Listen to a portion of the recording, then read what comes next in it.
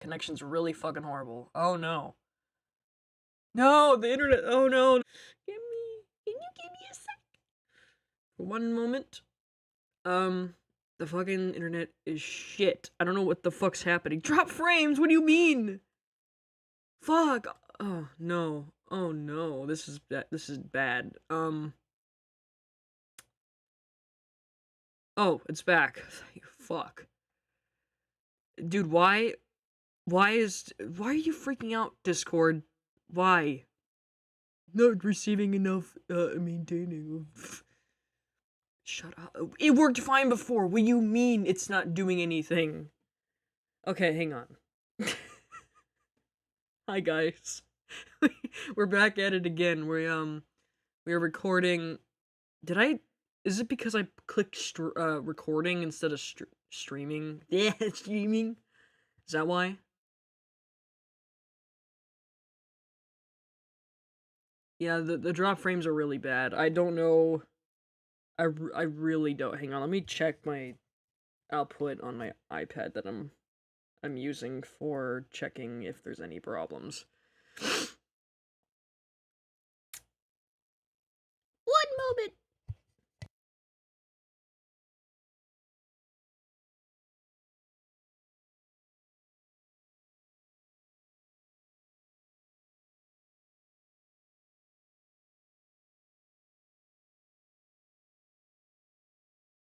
Okay, it seems like it probably resolved on its own, but if it like, you know, if the encoder starts going or some bullshit like that, but I think it's starting to go down a little more. I think the internet's recovering now.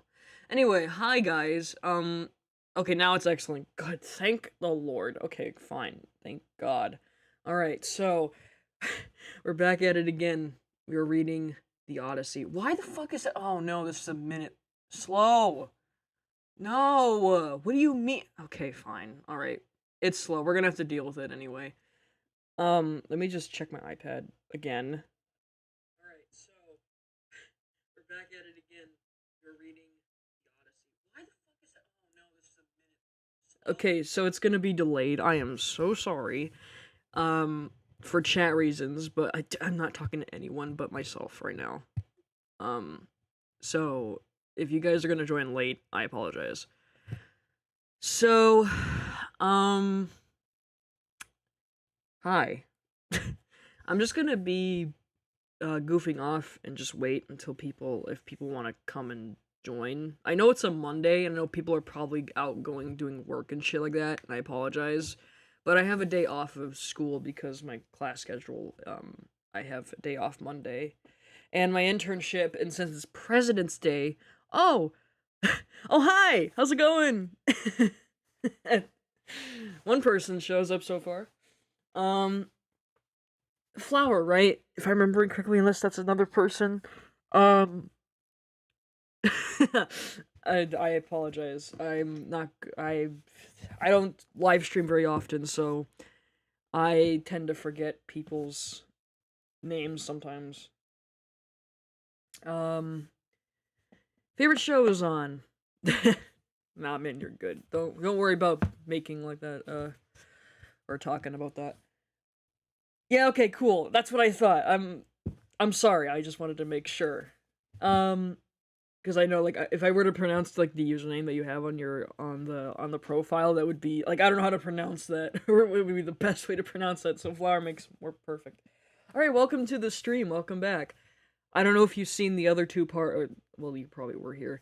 I don't know if you've seen like the previous part of reading the Odyssey, but we're gonna go and continue on today because I have no school today or college classes because my schedule, as I said earlier, I have like 3 days out of the week that I don't have anything, so until like midterms come around, and then suddenly I have an extra class, but it's like an easy advertising class, so, and it's online, so I don't have to can still continue on with my day. It's just gonna be extra work. At least I'll keep myself busy. So last time we were here. Sorry, that's my bookmark. It's a metal bookmark. It has Top Gun on it. I don't know if I ever shown that. But oh well. Uh, so we're on book 10 of the Odyssey. Um, I think we finished the Cyclops part of the story, and now we're getting into the Aeolus and the Circe part. So this is in the epic, the musical timeline. Um, I know epic's not the same. It's not like a direct adaptation. It's loosely an adaptation. Um, if this were epic we're talking about, this would be the Ocean Saga and the Circe Saga. So that's good. Ocean is like my favorite saga, but I wonder how the Odyssey was originally put because you know. All right. Let's see here. So, I gotta quickly put on some. Can't wait for the Circe part. Oh my god. Yeah, me too. I'm just gonna do the canon like voices people do for these guys or the cast members. Like Circe's British, like Hermes. Like I'm gonna do that thing just to make it, I don't know, interesting, I guess, and also because epic's a big thing, and I don't know, I want to have a little fun with it than just plain on reading it without voices. Doing voices with like reading books is so much fun though. It's like a live audiobook, you know what I'm saying? Um let's see here. Let me quickly grab a visual. I might have a photo this time because I thought having waves but then having a photo would be kind of different, even though I've been doing videos with Grease. um,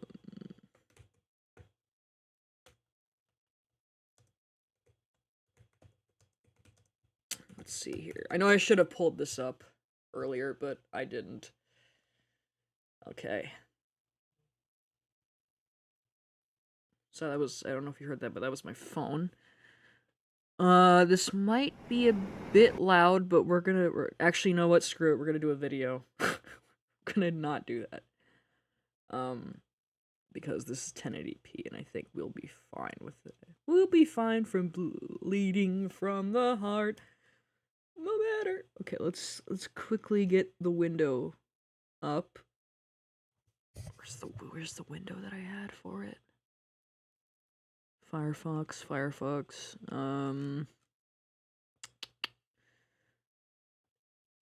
Get this going. Ah, here we go. Awesome. All right, so we got it up. All right, from now on, I'm gonna use my iPad to check the chat, which is like right next to me. I'm gonna see if this is loud enough, and if not, we're give me a moment to make sure. Like, me being the sound person over here, being like, it's gotta be at this level decibels. But I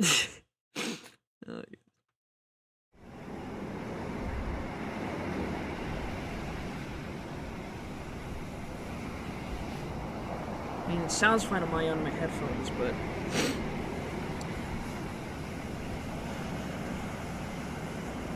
this life is amazing. Yep, exactly. That's what I was thinking. Okay, I'm gonna check the level. Okay, that's a little loud. Okay, that's like... You want it, like, not overly, because you don't want it drowning out completely everything. It does sound nice. It really does. Yeah, this is what I've been doing with the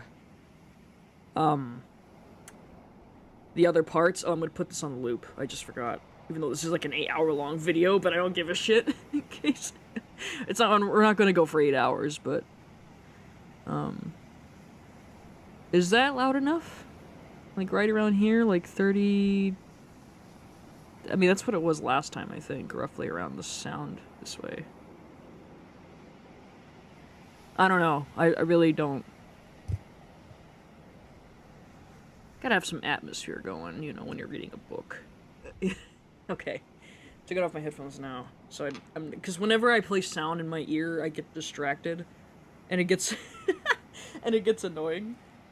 So, also, if you hear my roommate come in, which she might, my college roommate that is, because I'm recording in my dorm right now, don't mind that. I'm just gonna let her know when she comes. But she's in class, I think, so I have nothing to worry about. For a while until then. But alright, so book. Okay, let me check. So, right, there's like 24 books in total, and we're at 10 right now. We're not gonna get through the whole thing, but we're gonna probably go to book 12, I think. What's after?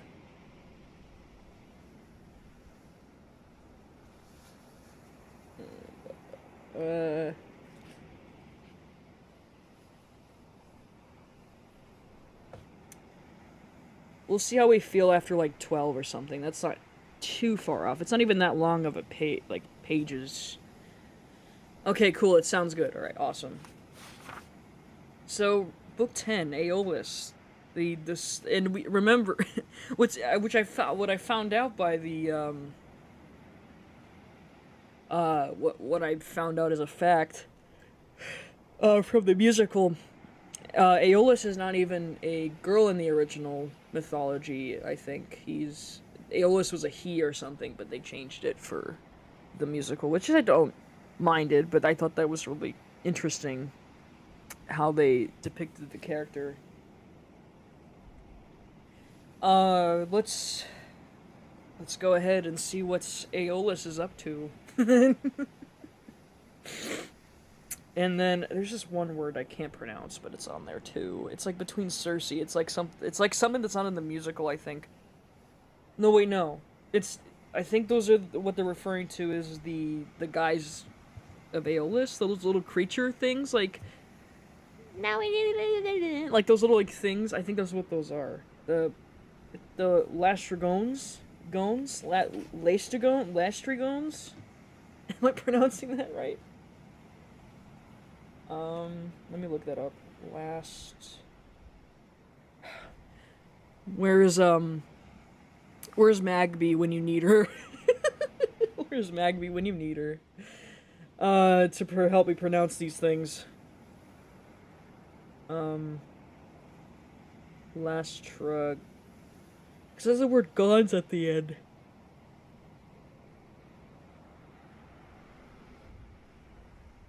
Lastrygonians.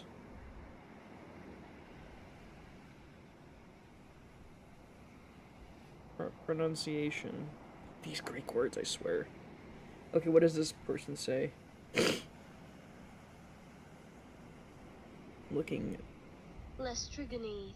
Lastrygons? Oh, that was completely off. Wow. Okay, Aeolus, Lastrygons, and Circe.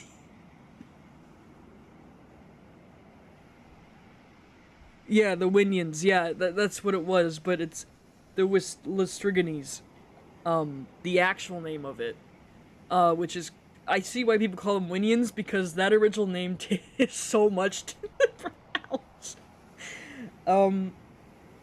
Lastrygons. Yeah. Okay, I gotta remember that. Hence, we went on to the Aeolian island where lives the Aeolus, son of Hippotas. Dear to the immortal gods, it is an island that floats, as it were, upon the sea, iron-bound with a wall that girds it. That's literally how it is in the book. Now Aeolus has 6 daughters and 6 lusty sons. Oh, okay, we're getting right into it. Jesus. Dang, Aeolus, what the fuck are you doing? This wasn't mentioned either. This is crazy. I'm like learning some new stuff. Look at that.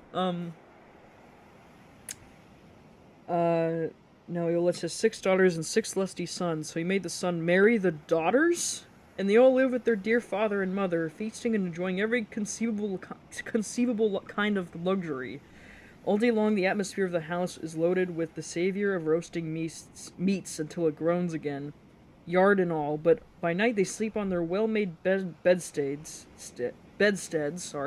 each of their own wife in between the blankets. Oh, that's Damn, what are the Greeks doing, man? Magby, hi! How's it going? As I live and breathe, I was just talking about you. I was just talking about you, actually. I was like, where is Magby when you need her to pronounce these things? And then bam, she's like, I summoned.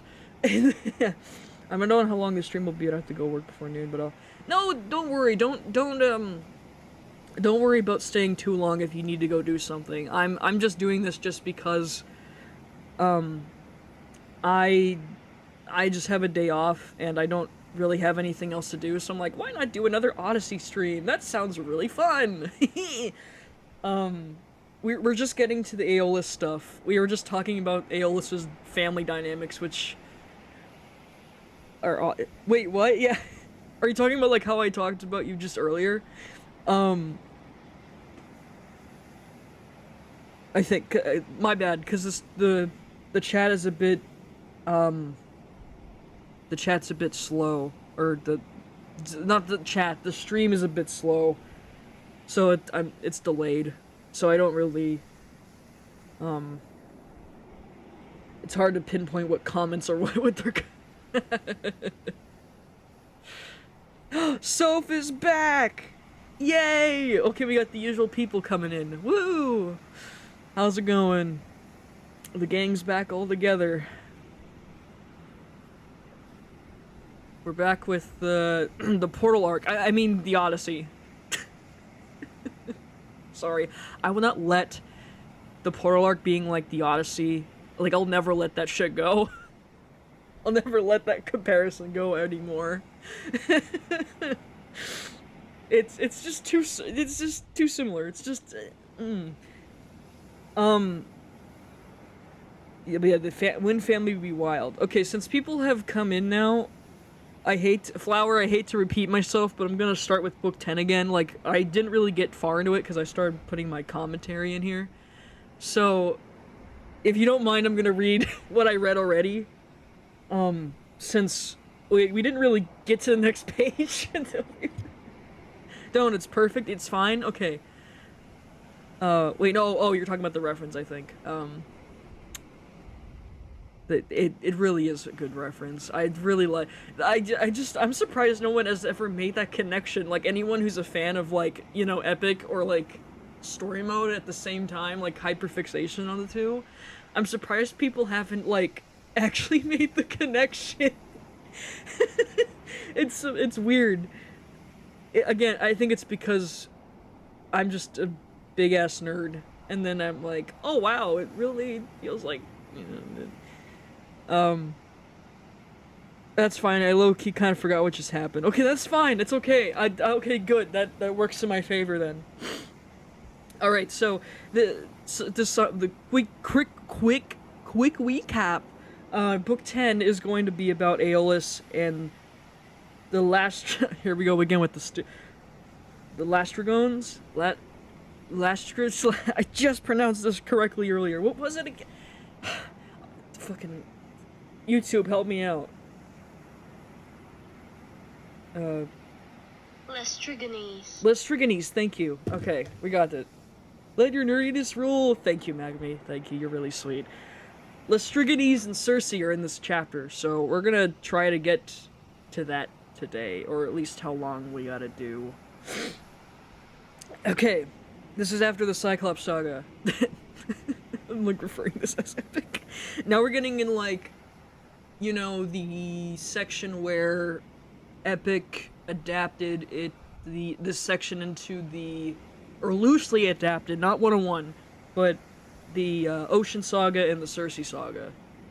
So, that's fun. Alright. Without quickie banner, without my... Yeah, I know, Circe, we're getting into this. Hence we went on to the Aeolian island where lives Aeolus, son of Hippotas? No, it's Hippo and then Tas. So I'm like, is it... Let me fact check myself. Okay, let me just...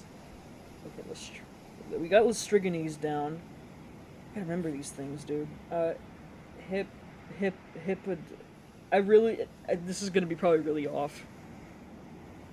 Hippopotas. Hippopotas. Okay, cool. I was sort on the nose there.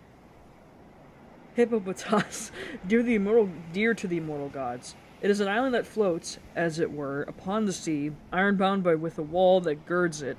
Now Aeolus has 6 daughters and 6 lusty sons, so he made the sons marry the daughters, and they all live with their dear father and mother, feasting and enjoying every conceivable kind of luxury. All day long, the atmosphere of the house is loaded with the savor of roasting meats till it groans again. Jesus. Yard and all, but by night they sleep on their well-made bedsteads, each with their own wife between the blankets. I mean, that's... dang. What the fuck are the... Like I said earlier, I was like, what the Greek? What the heck is Greek? Oh, that's... Oh, yeah, that is a Pokemon. I wonder if that's...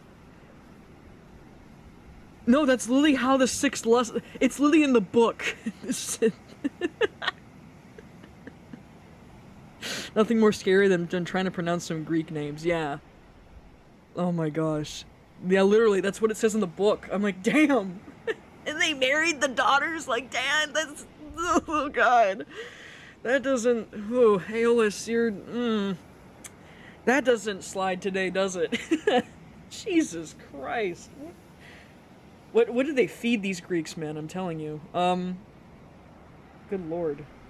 These were the people among whom we had now come. Okay, Odysseus again is still talking. He's talking about his tale. He literally is just like Jesse being like, oh yeah, we did this and we did that.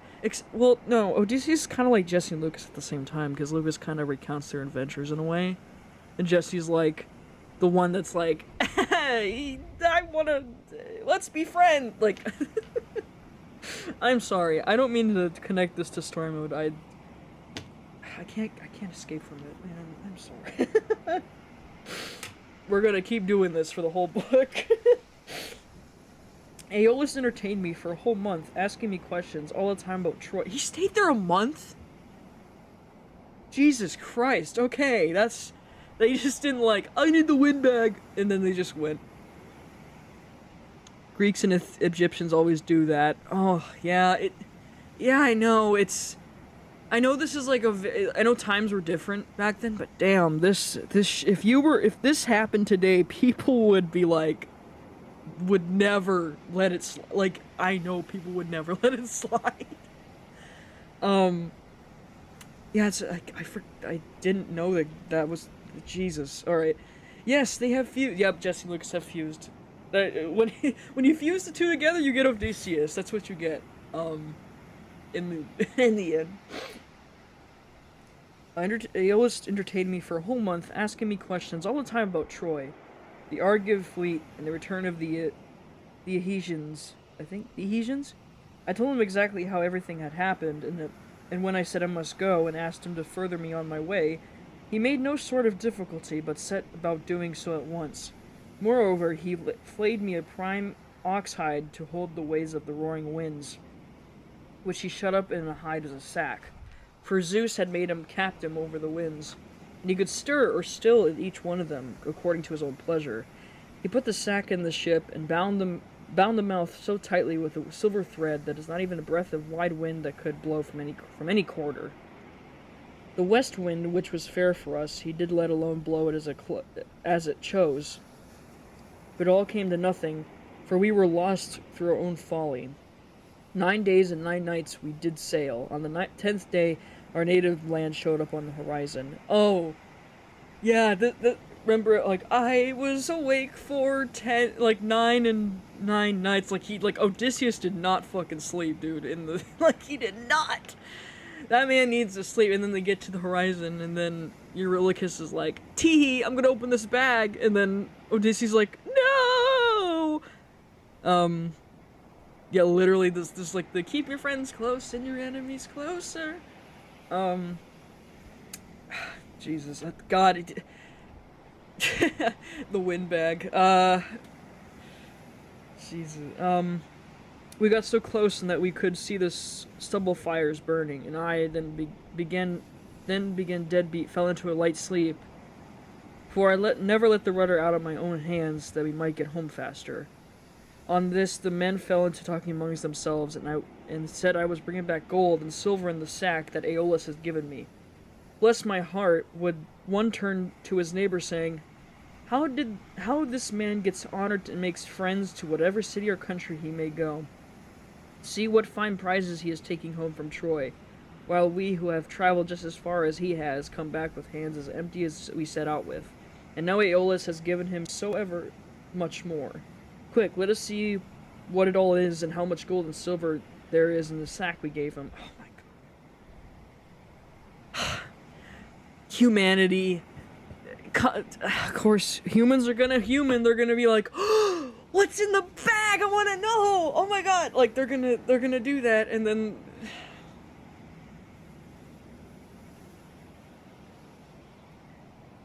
dude, Odysseus is Jesse. I'm serious. He is, bro. Like, someone needs to give Odysseus a hug right now, please. He's like, I'm just gonna fall asleep for a bit. I've been up for 9 days, just so I can sleep. And then this crew are like, oh, silver and gold. Oh my god, I want to know what's inside the bag. And then Odysseus is like, what the fuck, man? Why did you do this?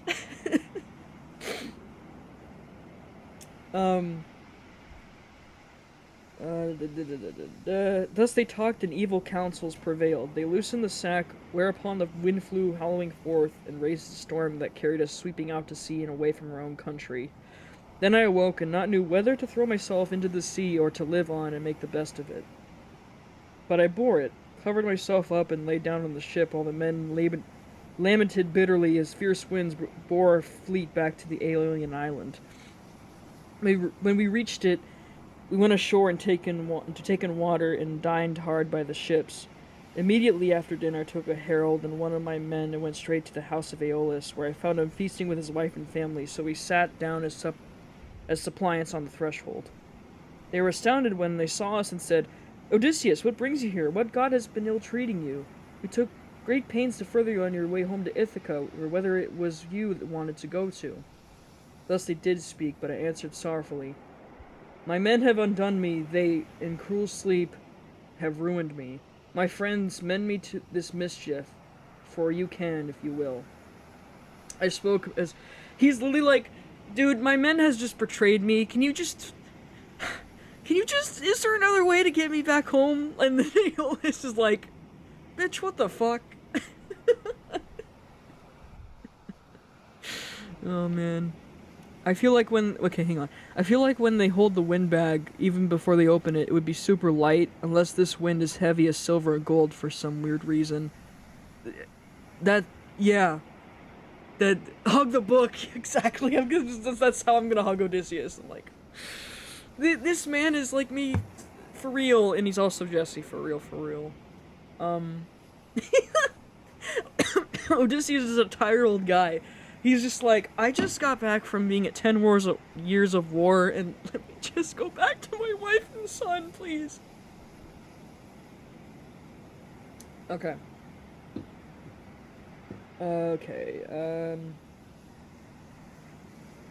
I spoke as movingly as I could, but they said nothing till their father answered, Vilest of mankind, get you gone once out of the island. Him whom heaven hates I be in no wise help. Be off, for you come here as one aboard of heaven.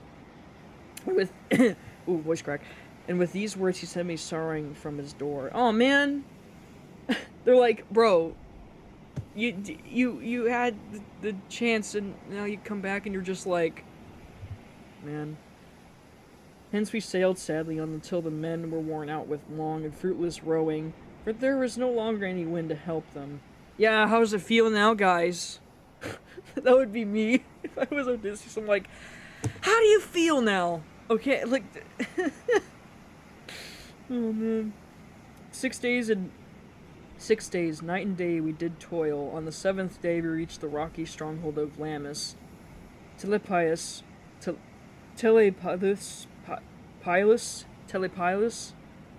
That's how I'm gonna say it. The city of the... Okay, here we go again with the... Oh, man, what is it called? Help! Lester what? Lestriganese. Okay, Lestriganese. Thank you, YouTube.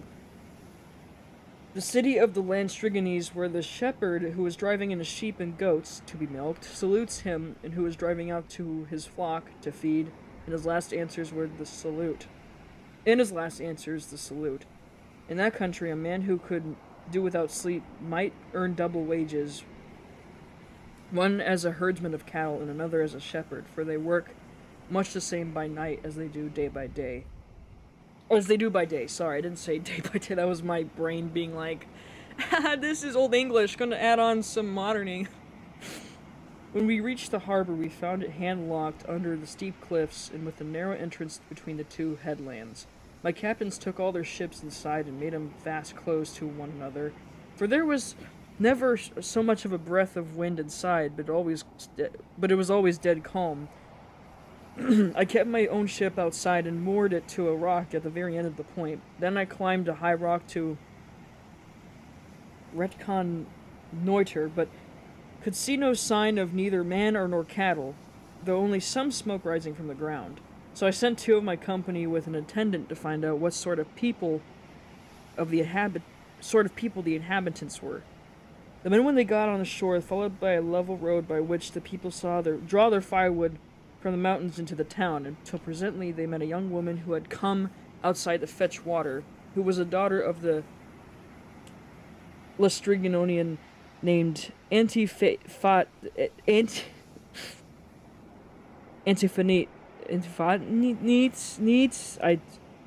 Man, these fucking Greek words, I swear to God.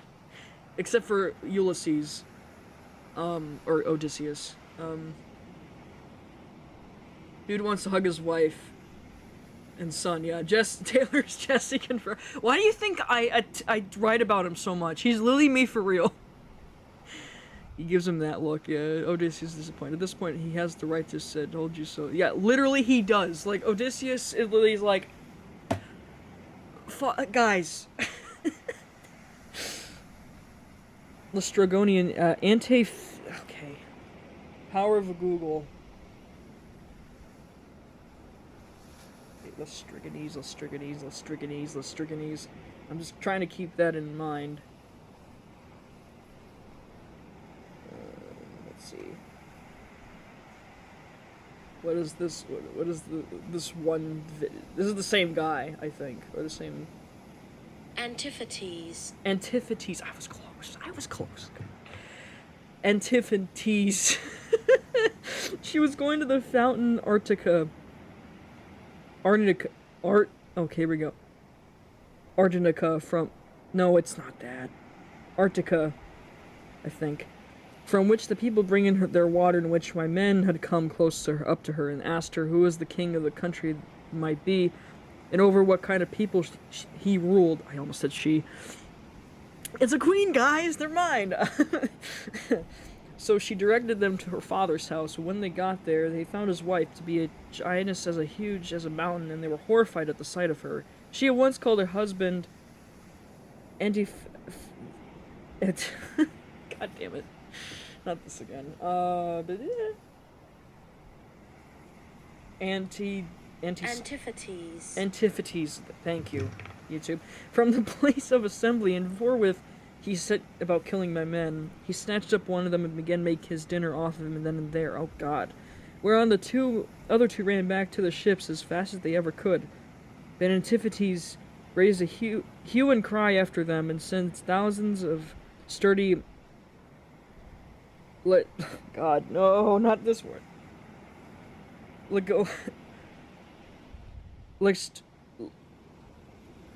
Lestronikes,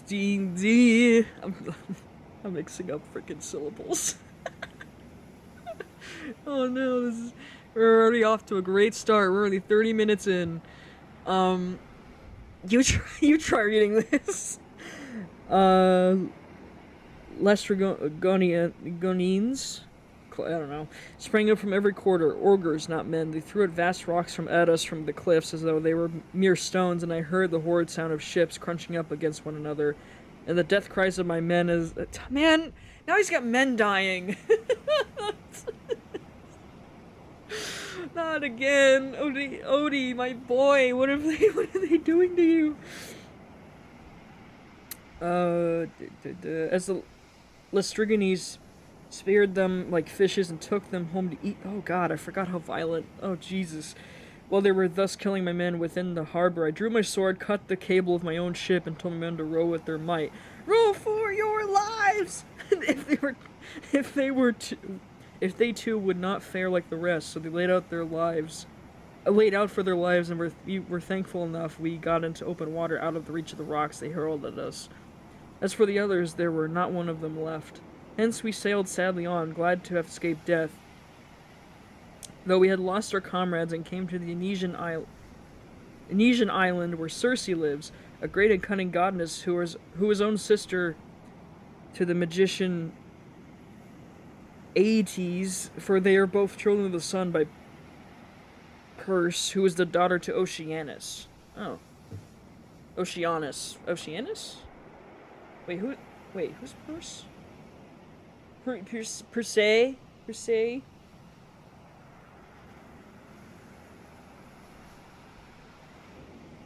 Well, okay, yeah,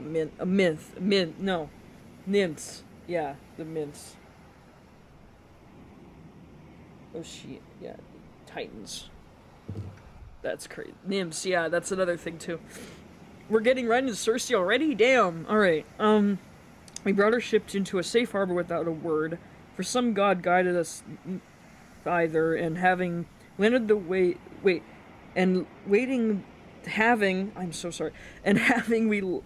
having landed, we lay there for 2 days and 2 nights, worn out in body and mind. I would imagine so, because you guys fucking, like, booked it out of there after, like, your men died. I mean, yeah, this book's not for the faint of heart. Yeah, I forgot how Greek stories are kind of violent. When the morning of the 3rd day came, I took my spear and my sword and went away from the ship to Ridconor, to see if I could discover the signs of human handiwork or hear the sound of voices. Climbing to the top of a high lookout, I espied the smoke of Circe's house rising upwards amid a dense forest of trees, and when I saw this, I doubted whether, having seen the smoke, I would not go on at once to find out more. But in the end, I deemed it best to go back to the ship and give the men their dinners, and then send some of them instead of going myself. He's just like, here, have some food, just go and see this island that's secure, dude. Just go. Just fucking go. Just go and, like, it's like, I can't do this by myself right now. I cannot afford to die. I see why they put Poseidon in the way of blocking his way home, kind of a thing, in the musical, because oh no, my frames are dropping. Oh no, it's fine. The people the ogres that were throwing rocks at him, it was really quick, and it didn't really make sense, so it makes, like, I can see why they arranged some of the stuff than, like, doing a one-on-one thing. Okay. When I nearly got back to the ship, some god took pity upon my solitude and sent a fine antlered stag right in the middle of my path. He was coming down in his pasture to the forest to drink of the river, for the heat of the sun drove him, and as he passed, I struck him in the middle of the back, and the bronze point of the spear went clean through him, and he lay groaning in the dust until the life went out of him. Damn! Dang, dude, you killed a deer, stag! And I set my foot upon him, drew my spear from the wound, and laid it down. I also gathered rough grass and rushes and twisted them into a fathom or so of good straight rope, in which I bound the 4 feet of the noble creature together. Having so done, I hung him around my neck and walked back to the ship, leaning upon my spear, for the stag was too much big for me to be able to carry him on my shoulder. How big was this fucking stag? Steadying him with one hand. As I threw him down in front of the ship, I called the men and spoke cheeringly, man by man, to each of them. "Look here, my friends," said I. "We're not going to die so much before our time after all, and at any rate we will not starve so long as we've got something to eat and drink on board." On this they uncovered their hands upon the seashore, and admired the stag, for he was indeed a splendid fellow. Oh man, they admired the deer. Oh my gosh.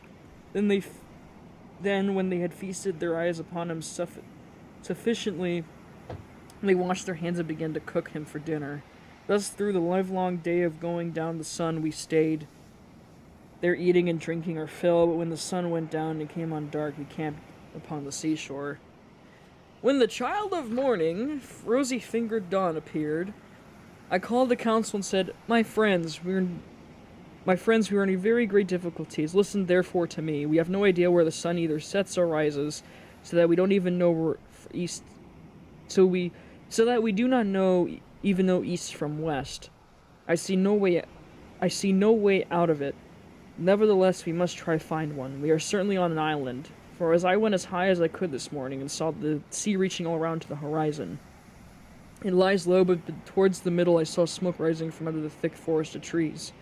Their hearts sank as they heard me, and they remembered how they had been treated by the Lysigenes and Antiphanetes and the savage ogre Polyphemus. They wept bitterly in their dismay, but there was nothing to get back. They wept bitterly in their dismay by this. Wait, no, I skipped a line. They wept bitterly in their dismay, but there was nothing to be got by crying, so I divided them into 2 companies and set a captain over each, and I gave one company to Eurylochus. Eurylochus mentioned! Sorry. Well, I took command of the other myself. Then we cast lots in a helmet, and it fell upon Eurylochus. And the lot fell upon Eurylochus, so he set out with his 22 men, and as they wept, as also we did who were left behind. Oh man, guys, they're like, why are like we're stuck here? Like they're like that's like what they're doing. Like, the poor guys are just like, man, they're just exhausted. I feel that. When they reached Circe's house, they found it built of cut stones on a site that would have been seen from afar, and in the middle of the forest. There were wild mountain wolves and lions prowling all around it. Poor bewitched creatures whom she had tamed by her enchantments and drugged in subjection. They did not attack my men, but wagged their giant tails, fawned upon them, and rubbed their noses lovingly against them, as hounds crowd around their master when they see him coming from dinner, for they will know he'll bring them something. Even so they did, these wolves and lions with their great claws fawn upon my men, but the men were terribly frightened at seeing such strange creatures. Presently they reached the gates of the goddess's house, and as they stood there, they can hear Circe within, singing almost beautifully as she worked at her loom, making a web so fine, so soft, and all of such dazzling colors that as no one but a goddess would weave. I did it on one breath. On this Polites, whom valued and trusted more than any of my men, said, Polites, bitch, guys, it's Polites! I remember he didn't die, like, at the Polyphemus section of the Odyssey. Like, he dies later. But in the Epic the Musical, they just wanted to, like, hurt us so bad. Polites, who I'm valued and trusted more any more of my men, said, There is someone inside working a loom and singing most beautifully. The whole palace resounds with it. Let us call her and see where if she's a woman or goddess. They called her and she came down, unfastened the door, and bade him together. They, thinking no evil, followed her, all except for Eurylochus, who suspected mischief and stayed outside. I stayed outside, but the rest went in! When she had got them to their house, she set upon benches and seats and mixed them a mess with cheese, honey, meal, and Perimian wine, but she drugged it with wicked poisons to make them forget their homes. And when they had drunk, she turned them into pigs by the stroke of her wand and shut them up in their pigsties. They were like pigs, head, hair, and all, and they grunted just as pigs do, but their senses were the same as before, and they remembered everything. Thus then when they shut up squealing, and Circe threw them some acorns and beech mast, such as pigs eat, but Eurylochus hurried back to tell me about the sad fate of our comrades. He was so overcome with dismay that he tried to speak, he could find no words to do so.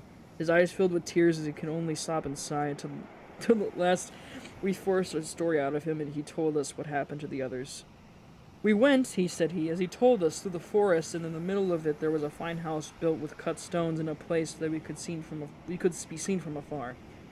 There we found a woman, or else she was a goddess, working at her loom and singing sweetly, so the men shouted to her and called her, whereon she at once came down, opened the door, and invited us in. The others did not suspect any mischief, so they followed her into the house, but I stayed where I was, for I thought there might be some treachery.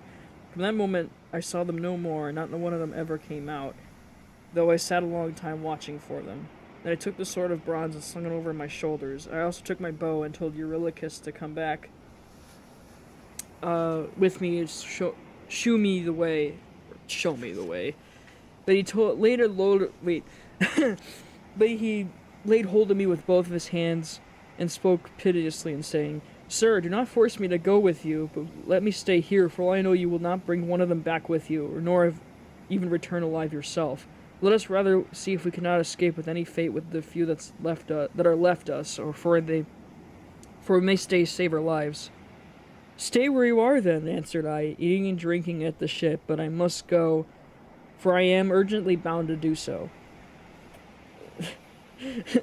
No, we don't. Look at all that we lost and all we've learned. A woman, what? She just had us in just two words. Come inside. Oh my god. If you've been what these guys do, look upon something with great respect before eating it. Oh man, yeah. That's very true. No man left behind, Jesse. Literally! It is! No man left behind. That's my motto. Oh my god, he's really fucking Odysseus. I'm God. Okay. like Odysseus he's like, "Stay where you are then. I'm gonna go and get them anyway." You fucking pussy. Fucking weirdo. With this, I left the ship and went up inland. When I got through the charmed grove, I was near the great house of this enchantress Circe. I met Hermes with his golden wand, disguised as a young man in the heyday of his youth, in the beauty with the down just coming up on his face. He came up to me and took my hand with his own, saying, "My poor unhappy man, whither you are going over this mountain-top alone without knowing the way? Your men are shut up in Circe's pigsties.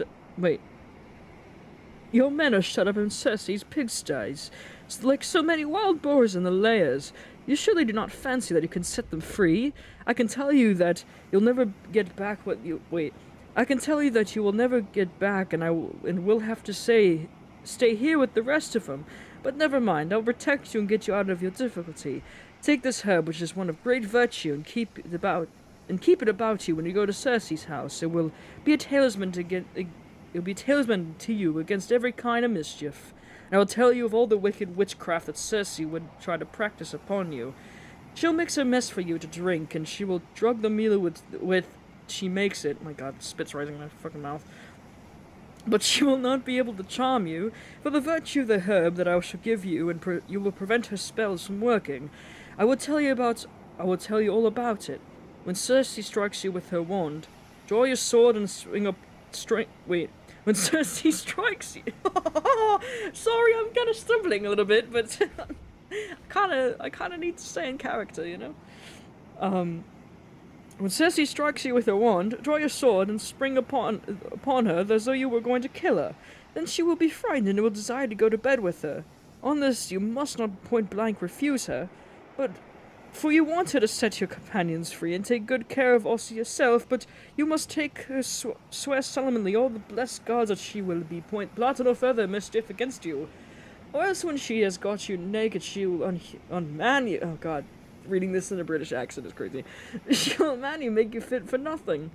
As he spoke, he pulled the... I can't believe I read all that in a British accent by keeping consistent. As he spoke, he pulled the herb out of the ground and shewed me, it's supposed to be showed, it's the old way of saying that, what it was like. The root was black, while the flower was white as milk, and the gods call it moly. And I call this one holy moly. Sorry, I had to do it. The gods call it moly, and the mortal men cannot uproot it, but the gods can do whatever they like.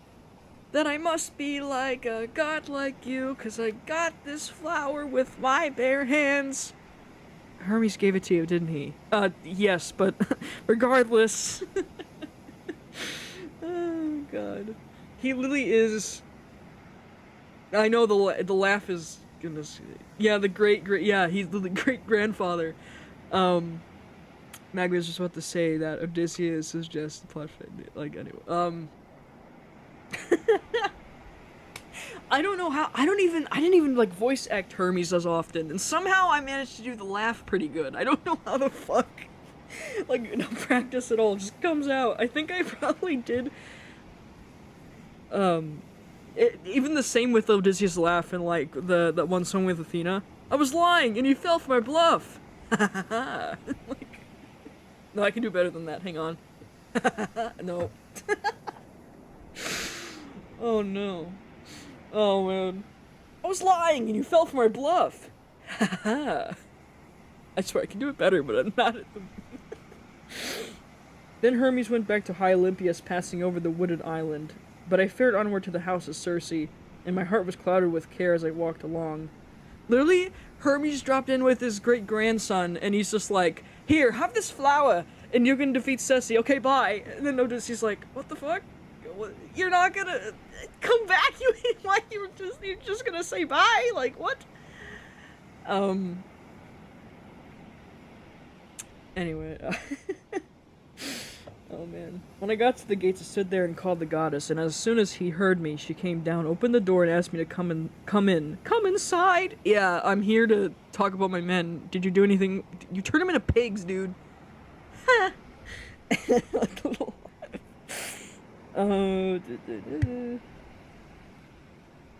So I followed her, much troubled in my mind. She set me on a richly decorated seat inlaid with silver, and there was a footstool also underneath my feet, and she mixed a mess in a golden goblet for me to drink, but she drugged it. For she meant me mischief. When she gave it to me, I drunk without its charming me. She struck me with her wand. There now, she cried, be off to the pigsty and make your lair with the rest of them. But I rushed at her with my sword, drawn as I would to kill her. Whereon she fell with a loud scream, clasped my knees, and spoke piteously, saying, who and whence are you? From what place and what people have you come? How can it be that my drugs have no power to charm you? Oh wait, no, I'm reading this in the wrong voice. Whoops. Who and whence are you? From what place and what people have you come? How can it be that my drugs have no power to charm you? Never yet was any man be able to stand so much the taste of an herb that I gave you. You must be spell-proof. Surely you can't be none other than just the bold hero Odysseus, who Hermes always said would come here to some day with his ship while on his way home from Troy. So be it then. Sheathe your sword and let us go to bed, so that we can make friends and learn how to trust each other. I'm sorry, this is like making... This is like, why does this feel like something out of like an SNL skit? I can see that humans have not changed in like the fucking like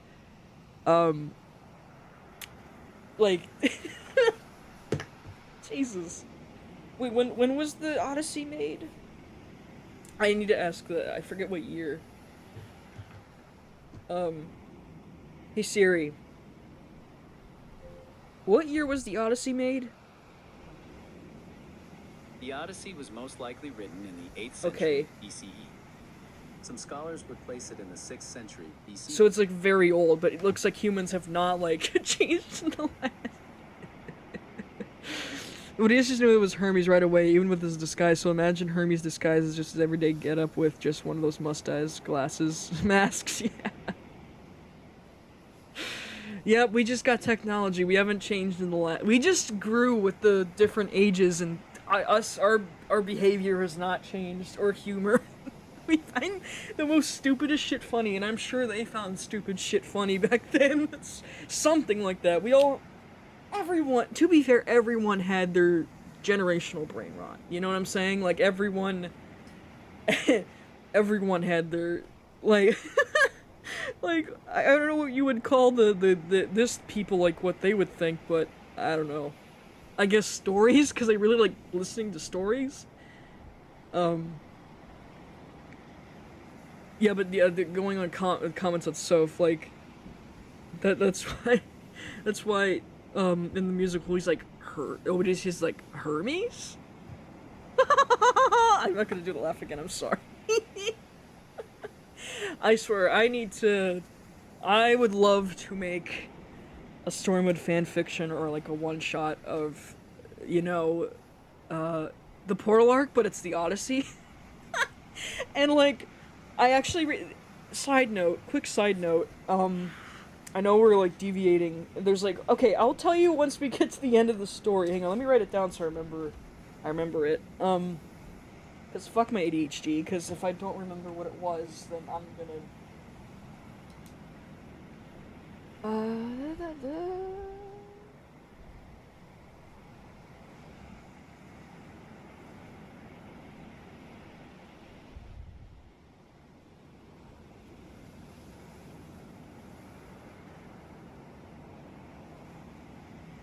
Let me quickly just write this down.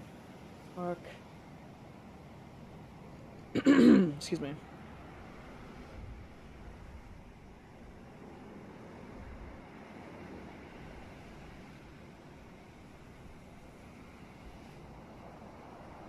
Because I have a really cool idea, actually using, to write this, if that makes sense.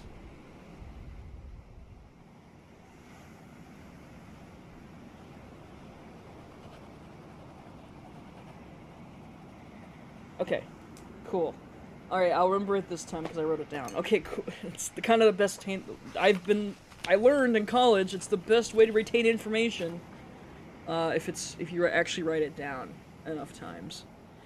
I mean, we all live in stories every single day. Yeah, that's true. I'm trying to I don't know. I'm just trying to make a dumbass theory. Alright, so... Where was I? Okay, yeah, Mercury or Hermes. I know that the book says Mercury, but I'm gonna call him by Hermes, because we all know what the... Olympus! I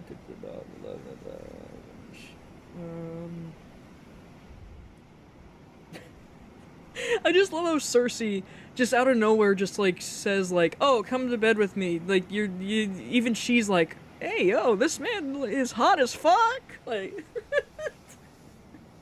gonna seduce this man. And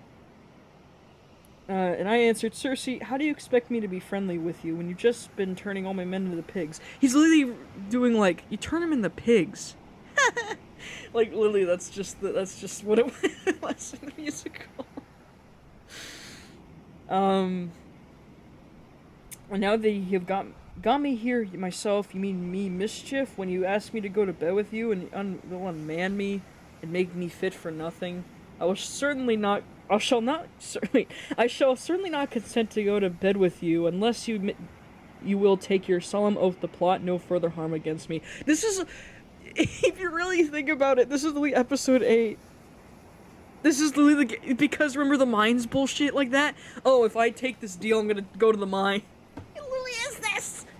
Just let my friends go, man. Let them go home, please. Just depressed, bro. Let's see. So she swore at once as I had told her, and when she had completed her oath, then I went to bed with her. Meanwhile, her 4 servants, who were her housemaids, set about their work. They are children of the groves and fountains and the holy waters that run down into the sea. One of them spread a fair purple cloth over a seat and laid a carpet underneath it. Another brought tables of silver cup to the seats and set them with baskets of gold. A third mixed up some sweet wine with water in a silver bowl and put golden cups upon the tables, while the fourth brought in water to set it to a boil in a large cauldron over a good fire which she had lighted. When the water in the cauldron was boiling, she poured it cold into it until it was just as I liked it. And she set me in a bath and began washing me from the cauldron and about the head to the shoulders to make tired and stiffness out of my limbs. As she... Sorry. As soon as she had done washing me and anointing me with oil, there's the oil again. We all love oil. The Greeks love oil. Again, it's the times, man. She arrayed me with a good cloak and shirt and led me to a richly decorated seat and laid with silver, and there was a footstool also under my feet. A maidservant then brought me water in a beautiful golden ewer. Ewer? No, wait, shoot. Ewer. No, I know what this word is. It's ewer. Something like that. Ew, because it's a U, right? my mind's like, wait a minute. I'm trying to remember this.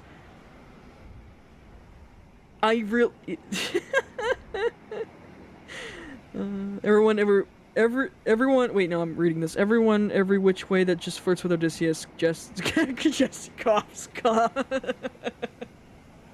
You look like story mode if it wasn't held back by, like, you know, if it wasn't made for kids, they would have gone, like, the adult route where they're just kind of like, you know, you're a pretty fine man yourself, you know, like, seriously, you need to make some kind of post about the parallels. Yeah, honestly, I would love to do that shit.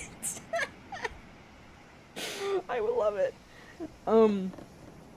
I know that story mode, like, directly didn't have inspiration from the Odyssey, but the parallels just line up too good. Like, what the fuck?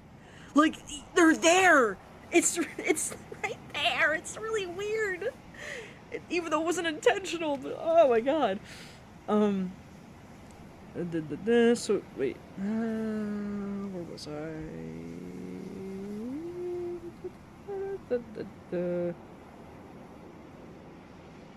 A maidservant then brought me water in a beautiful, golden ewer, that's what I'm gonna say, and poured it into a silver basin for me to wash my hands, and she drew a clean table beside me. An upper servant brought me bread and offered me many things of what was there in the house, and then Circe bade me eat. But I would not, and sat without heeding what was before me, so moody and suspicious. I can imagine, like, Odysseus just sitting there, like, I don't want to eat anything. I'm still planning to kill you, like, you idiot, like, to take care of your ass, Circe. He's just patiently waiting to just do the right call, dude. Like, oh my god. Oh man. Oh man. All right.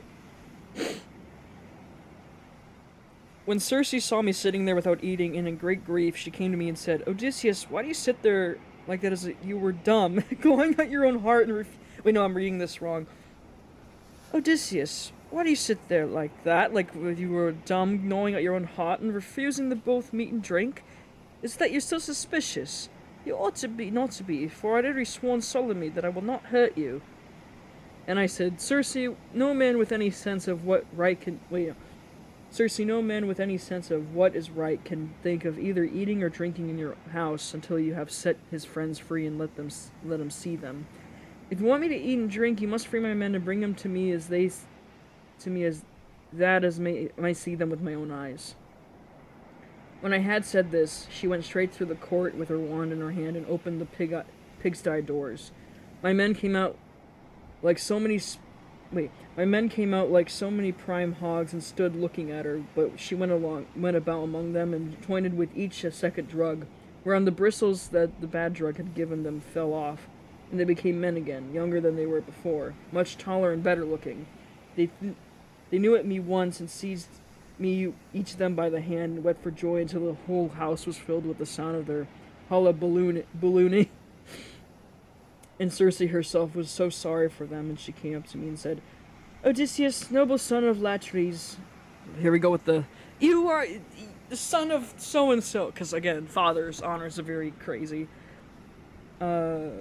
"Odysseus, noble son of Latres, go back at once to the sea where you have left your ship, and first draw it onto the land. Then hide your ship's gear and property in some cave, and come back here with your men."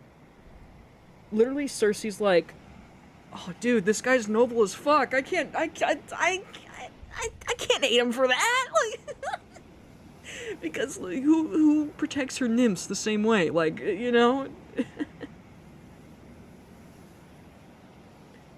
He won't eat his veggies. Yeah, exactly. So polite, but also a toddler. Yeah. Okay, I have to do this, but I need to get going. Have a great day. I will listen to the rest of this tonight. Bye. Bye, Magby. Good luck with work. I'm gonna be here for a while, so don't worry. If you're gonna be staying here, I don't mind, whatever. At least I have you. So, but yeah, work is work. Alright, let's see. We've been doing this an hour. I mean, I didn't finish, like, book 10 yet. Because I've been geeking out way too much. So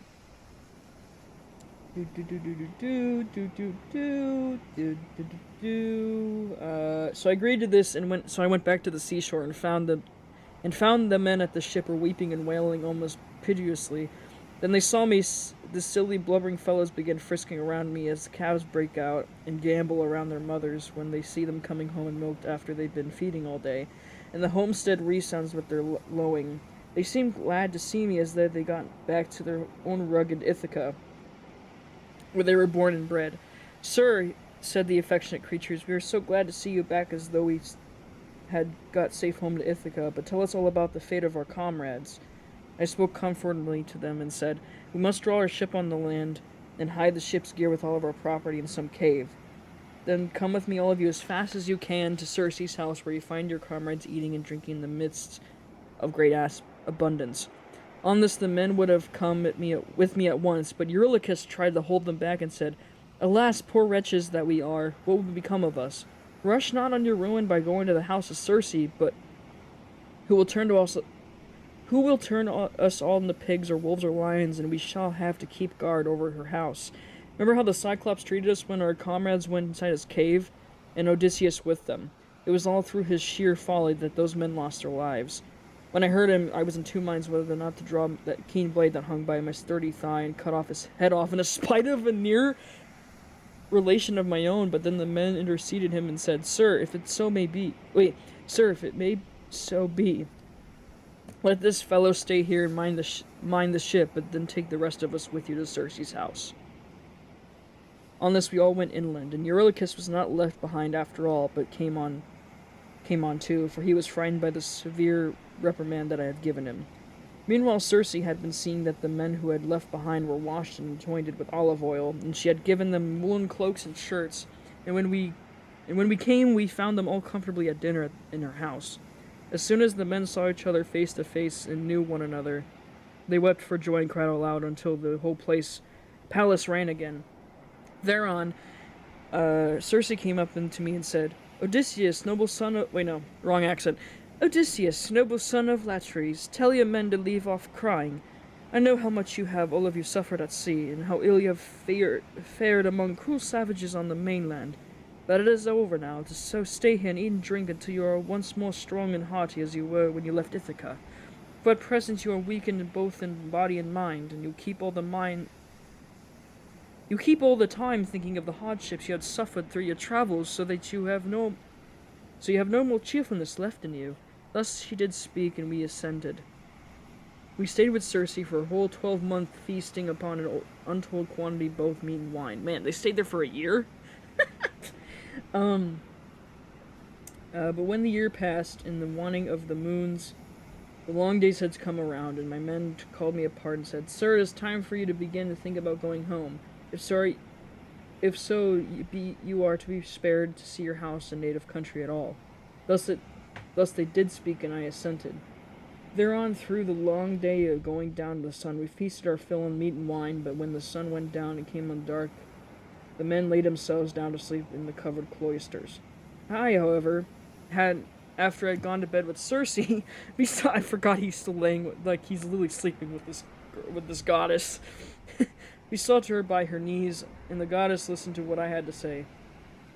Circe, said I, please to keep the promise you had made me about furthering me on my homeward voyage. I want to get back, and so do my men, and they're always pestering me with their complaints as soon as ever your back is turned. And the goddess answered, Odysseus, noble son of Latres, you shall none of you stay here any longer if you don't want to, but there's another journey which you got to take before you can sail homewards. You must go to the house of Hades and the dread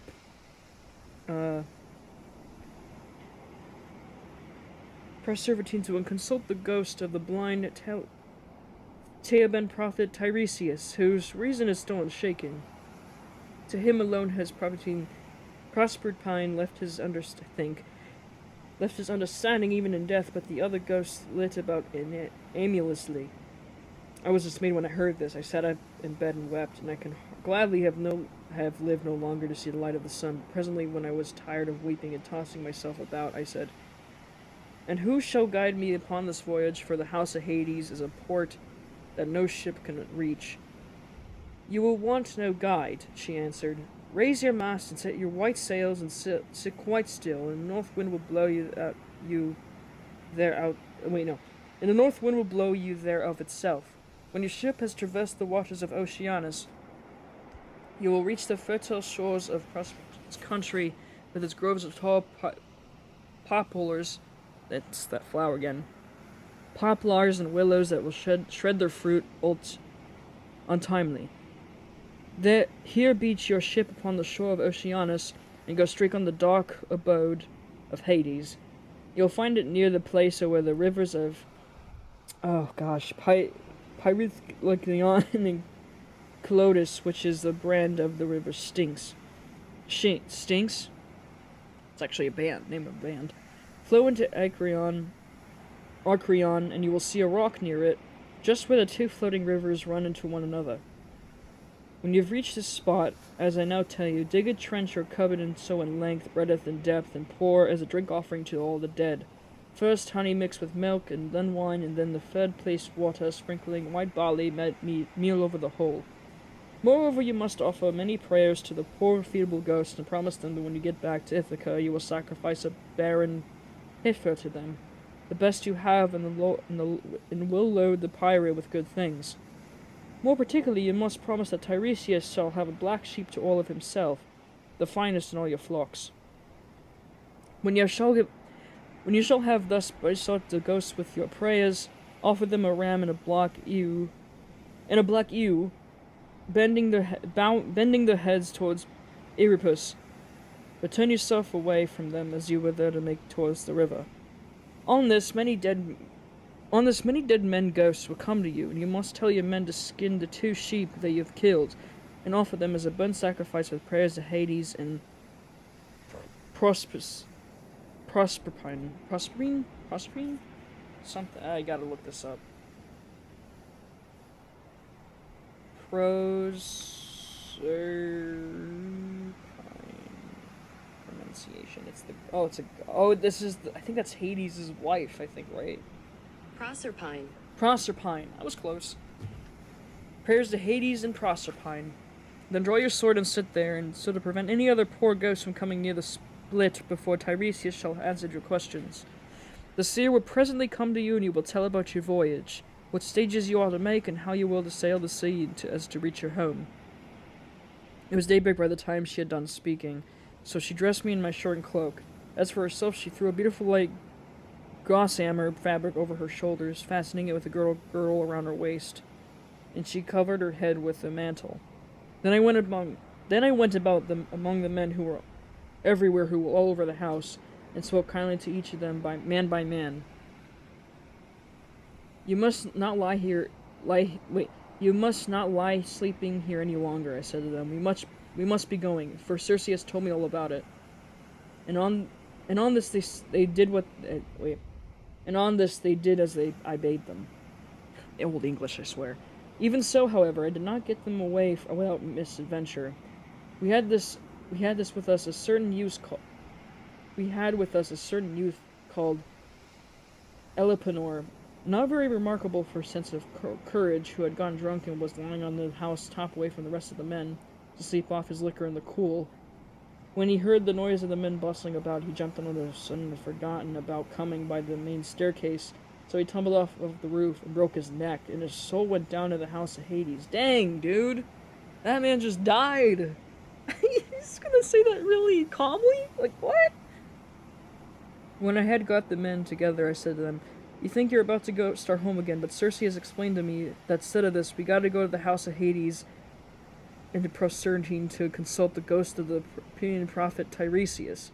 The men were broken-hearted as they heard me, and they threw themselves on the ground, groaning, tearing their hair, but then they not mend matters by crying. When we reached the seashore, weeping and lamenting our fate, Circe brought the ram and ewe, and we made them fast hard by the ship. She passed through the midst of her with us. She passed through the midst of us without our knowing it. For who can see the comings of goings of a god, if the god does not wish to be seen? We're going to the underworld, everybody. And Lily book 6 is... No, book 11 is A Visit to the Dead. We're going to the underworld. In the underworld, the past is always behind. The past is always behind. Down in the underworld. And Lily is... We're getting to the, like, I sing the song of past romance. I didn't look at the chat, so I'm gonna have to look at this again. No plans till later. I should be able to stick around. Wow, really hurry to get home, huh, Odie? Pop, yeah, yeah, exactly. Down in the underworld. Prospine is a Roman name for Pret. Okay, yeah, it's the Roman name. I'm sorry, I don't know much about, like, the different, Roman names and stuff. Persephone, yeah, it's the, again, this is the Roman translation, it's not the Greek, so every name, is, Persephone, that's, yeah, wait, I remember now, it's Persephone, I think. Persephone. Yep, Persephone. That's what I remember, because my friend was talking about this, who was like a freaking nerd on this shit.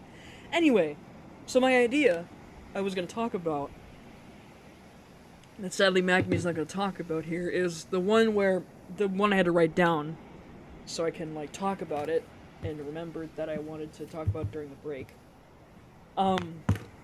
is the one where I was talking about, like, the Odyssey, like, the MCSM, the Portal Arc, but it's the Odyssey. And, I saw on the wiki, there used to be, like, there was, like, these cut worlds of like, the Portal Arc that was planned, but they didn't get around to, they only picked, like, what, like, 4, right? Like, 5 worlds out of what they've written or something. And what's fascinating to me, this is why, even though this is, like, a really small game, and it's not, like, much to go about, it's really interesting, like, people, like, it's really, I just find it cool, like, when something gets made, and the people, the process of, like, writing it, and, like, what people cut out, and then some people actually like the, hang on, there's this Reddit article that talks about, like, what people wish would have seen, in the Portal Network. I'm trying to remember what article in the wiki,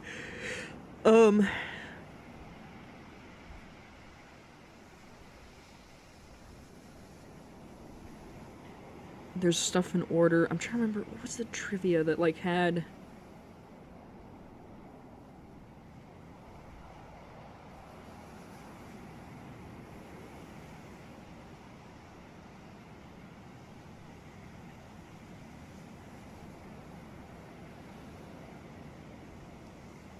I'm trying to remember... Okay, yeah, I found the article. So it said, Eric Stripe, I think that's his name, the good old boy Eric, he said, according to this is a wiki article I'm reading, the writer started with about 25 pitches for different dimensions before settling on 4 that made it to the game. One scrap dimension held various pirate crews that would fight each other while singing musical numbers. Each crew was meant to have their own genre of music, but this particular idea was scrapped for being too complicated. That makes a lot of sense because there's so much genres you could play with. Like, you know, like, it makes sense, but can you imagine if someone, like, busted out, like, a synth pop crew? And pirates? Like, come on! That sounds so badass. Yeah, the alternate world. That's an alternate timeline, I think. That was crazy. The fact that the freaking writer said that was a thing. Oh, the fucking angst that would come from that. Holy shit. Oh my god. Dude. Yeah, exactly. The angst would go crazy for that shit. Like, the alternate timeline of that. Oh man. That would wreck everyone's heart if Jesse died. Let me see here. So there's excuse me. The portal. There's like a bunch of them. There was like a lot. Yeah, the Sky City portal, the Mansion portal, Crown Mesa portal, the Order's Homeland, Fancy World. Yeah, that's the one with the gag in it. There was an ice portal that they went through that was a snow portal. That would have been cool, actually. I want to know what happened in that one. The ice portal. Once wanted a little snippet about, but never got around it. Yeah, I really like the like like the different portals. I wonder what they're in it. Like, you can do a lot with imagination, like with this. Yeah, the weird ass gravity portal, the sheep portal, the weird, like, we're just portals everywhere. And I mean, not portal, sheep. Not liquid, squid portal. Where like there was a squid on Jesse's head. It's like, get it off me. Yeah, Burr Ice Lakes, exactly, that's the one where they throw in like snowballs at each other. Burr Ice Lakes. Which I love that gag because Scott Porter voiced Luke in The Walking Dead, and in that game, of the Telltale game, Luke dies in an ice lake. He drowns because he's hurt, and it's really funny how they kind of put that gag in there. The sheep, yes, it's so actually true. Oh my god, stop it! No, they're in the. They go into the sheep world and they deal with the Cyclops. Oh, that's great. Oh man, like, who are you? I'm like, we're just travelers. Jesse's going like, we're just travelers. Sorry. Dark World portal, just a bat or cave world. Yeah, that's another one on here. Fire World. Yeah, we all love Fire World. That was the gag. That was in the beginning of the 7th episode. Another like world made of the rack with the fire block and cold outline. Yeah, I wonder what the Fire World is. It would be funny if the Fire World was actually like Hades or some shit. Ocean World portal. Yeah, they wore like glass helmets and stuff. That would have been cool. Sea Lantern portal, a portal with chickens inside of zombies, a world with zombies inside the chickens. Purple Block portal, pink portal, Bedworld portal. Bedworld portal? I don't remember that being there. I just love the colors, like, of the portal hallway. That's, like, really sick. Like, there's a screenshot I'm looking at. It's really neat. The goofy-ass, like, freaking, like, screenshot.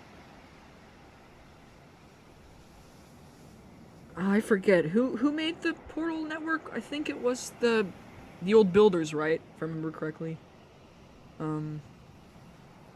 You killed my sheep, literally. They just pop out of nowhere. And, like, they kill a sheep. You know what'd be really funny? Oh my god, I would totally be down for, like, making, like, an audio short, because I really love doing that shit. And, like, I have to create the dynamic, but you have Jesse being like, hey there, sorry, we stumbled on this world by accident. And then Luke's just in the back is like, Jesse? Like, a little, like the word thing. What the fuck are you doing? Stop provoking it. Because, I'm gonna provoke it. Yeah, the different portal design. I just really wish we had more time to do them, but I understand why they cut it down. But that's what fanfiction's for. You know? Oh my god, it was... I loved the Portal arc, that was so fun. Anyway.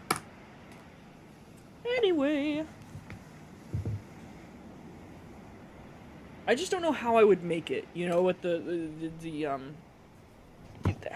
like, incorporating all that, but then, like, making it the Odyssey kind of style. It's kind of where I'm stuck at, because I'm trying to, like, focus on my other stories at the same time. Oh, man. Alright, we're at... I'm at the wrong... okay. We're going to the underworld. Yeah, exactly. Oh, man. I know you were commenting on something else, but like, I know, yeah, it would be really fun to do, like, an actual, like, mini-series, like, based on, because I don't think I've seen people actually trying to do something like that. People always seem to go, like, far-fetched, like, completely out of the game bounds. I'm like, guys, would it be, like, and I'm over here being like, guys, what if we did, like, write about whole, like, Portal stuff? Like, actually write about that. Like, a little, like, it would be really cute as a comic as well, like, a little one-shot thing. Like, you know, like, one of those things where Archie comes out with, and, like, it's based off, like, a little mini thing, or something. Like, those are always fun. Alright, we're going to... Alright, let's get to the underworld. Alright, the visit to the dead. That's how they really talk about here. Wait, do they have an index at the end of the book? I don't remember.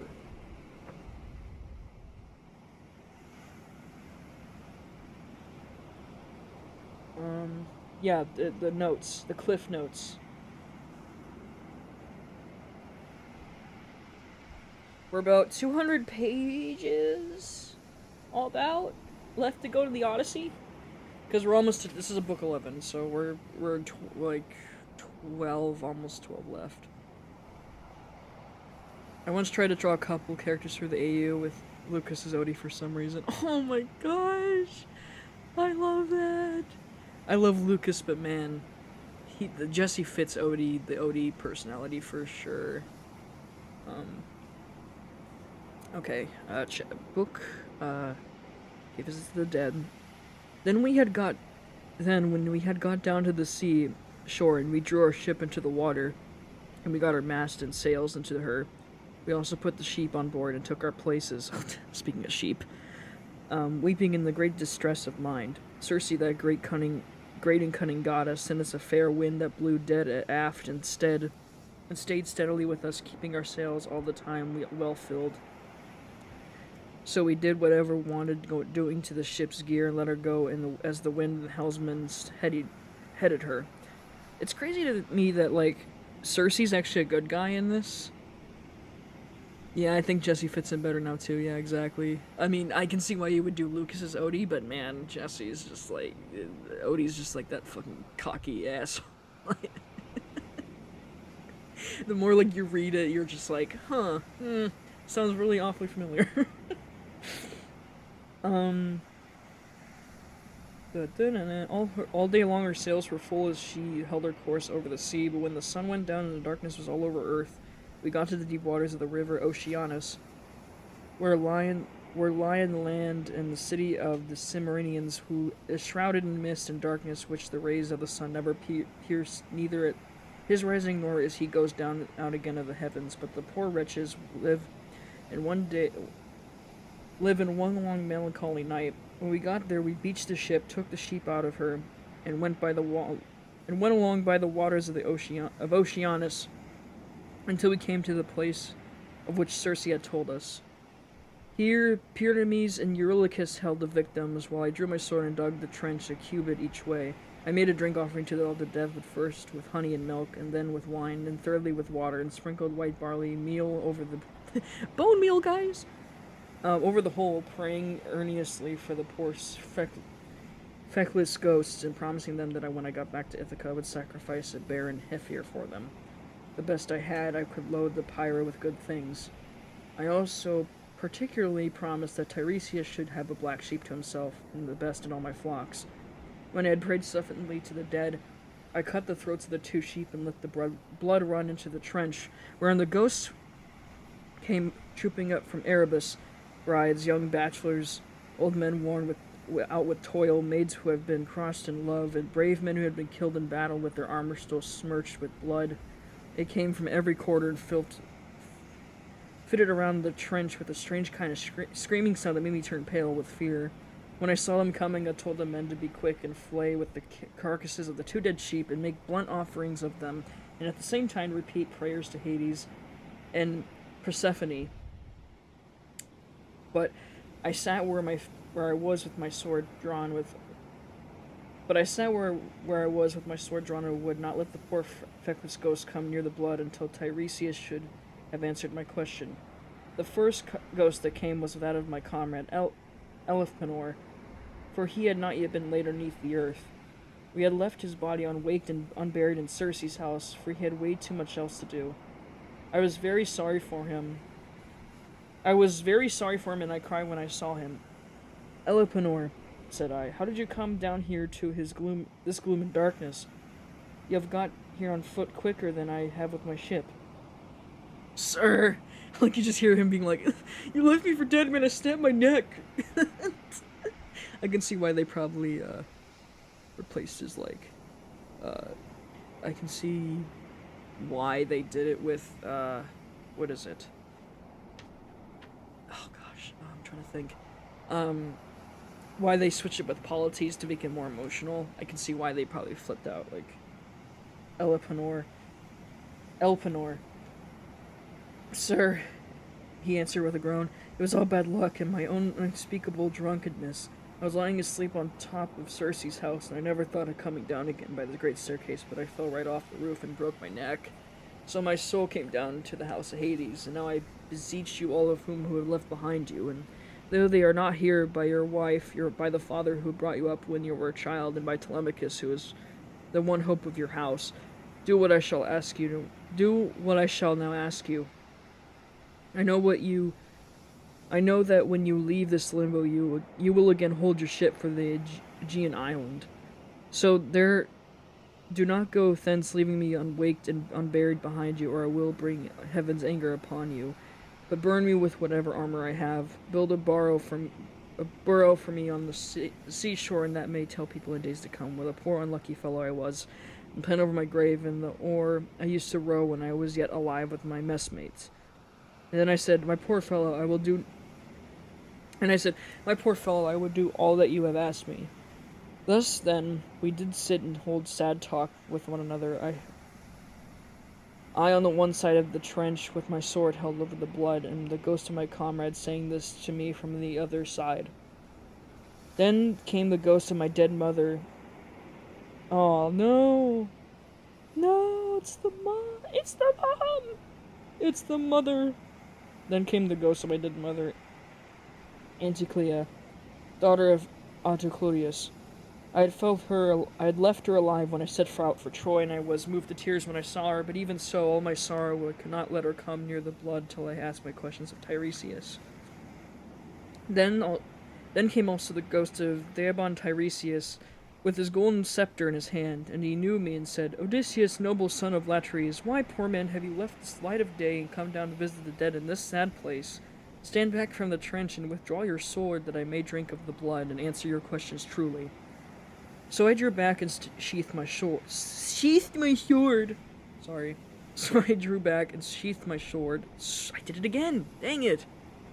So I drew back and sheathed my sword, whereon when he drank the blood, he began his prophecy. You want to know, said he, about your return home, but heaven will make this hard for you. I do not think that you will escape the eye of Poseidon, who still nurses his bitter grudge against you for having blinded his son. Still, after much suffering, you may get home if you can restrain yourself and your companions when your ship reaches the Tyrrhenian island, where you would find the sheep and cattle belonging to the sun, who sees and gives ear to everything. If you leave these flocks unharmed and think of nothing but getting home, you may yet, after hardship, You may yet, after much hardship, reach Ithaca, but if you harm them, then I forewarn you of the destruction of both your ship and of your men.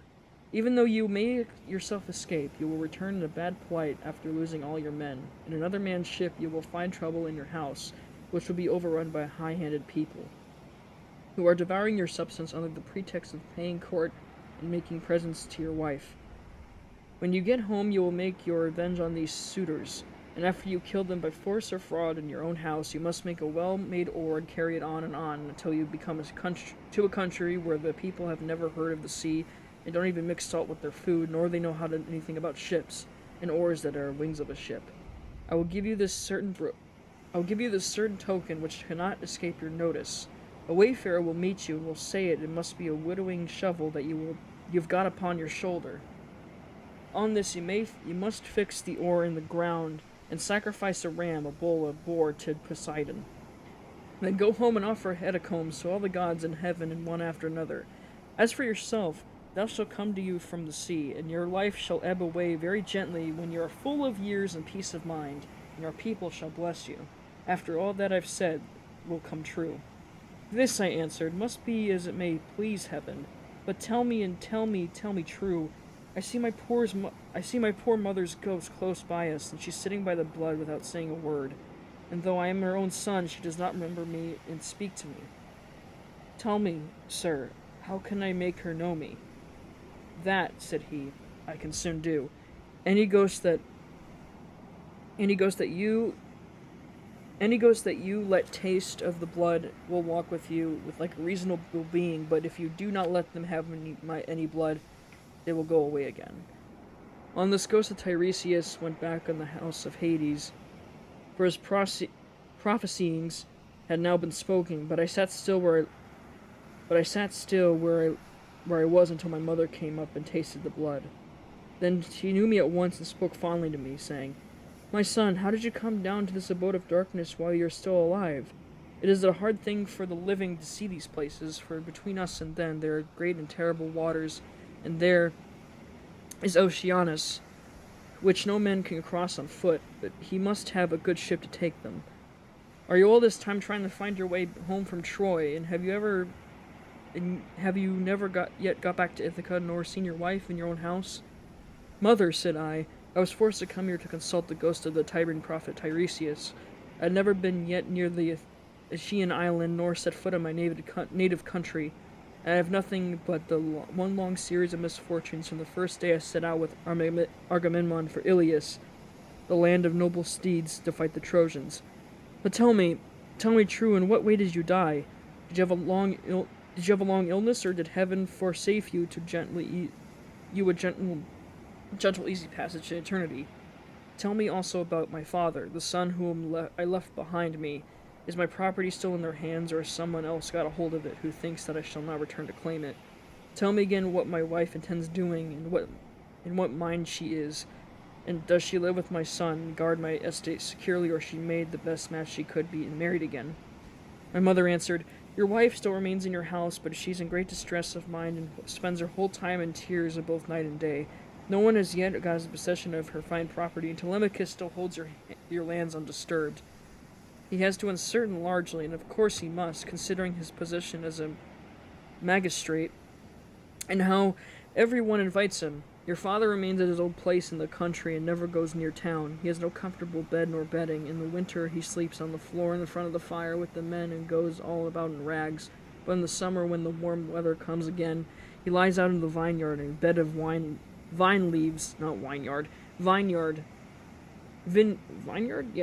bed of vine leaves thrown anyhow upon the ground. He grieves continuously about your never having come home, and suffers more and more as he grows older.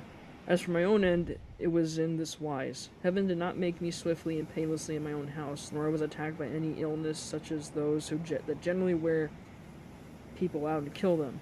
But my longing to know what you were doing, and the force of my affection for you, this was the death of me. Oh man, she died of a broken heart. Oh, that's so sad.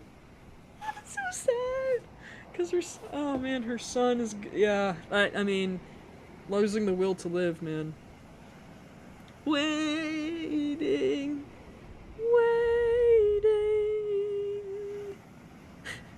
Yeah, exactly. Wow, Tiresias, just tell him like it is in the original. No rhymes, riddles, or song. Exactly. I see a song of past romance, and then you see them in the Odyssey being like, "Yeah, man, you're gonna do this. You're gonna do that. You're gonna kill the suitors. You're gonna have to make a sacrifice to Poseidon, yada yada yada." Or Neptune, as they put in the Roman context. Then I tried to find some way of embracing my poor mother's ghost. Therese sprang towards her and tried to clasp her in my arms, but every time she filtered away from my embrace, as if it were a dream or a phantom, and being touched to the quick, I said to her, "Mother, why do you not stay still when I would embrace you? If we could throw our arms around one another, we might find sad comfort in the sharing of our sorrows, and even the house of Hades. Does Persephone want to lay still a further load of grief upon me by mocking with a phantom only?" My son, she answered. "Most ill-fated of all mankind, it is not Persephone that is begilding you, but all the people are like this when they are dead. The sinews are no longer hold the flesh and bones together. These perish in the fierceness of consuming fire as soon as life has left the body, and the soul flits away as though if it were a dream. Now, however, go back to the light of day as soon as you can, and note all these things that you may tell your wife hereafter." That's sweet though, but it's really sad. Like, he wants to hug his mama, dude. Ah! He can. It's like really sad. It's like, no. My heart, this makes it really fucking sad. This makes it really sad. This is sadder than the musical. Like, the musical gets me. Like, that song gets me a lot because it hits home. But damn, seeing this in the book, I hurt. Thus we did converse, and on Persephone sent up the ghosts of the wives and daughters of all the most famous men. They gathered in crowds about the blood, and I considered how I might question them severally. In the end, I deemed that it would be best to draw the keen blade that hung my sturdy thigh. Dang, dude. He used to say it like that? And keep him from drinking all the blood at once.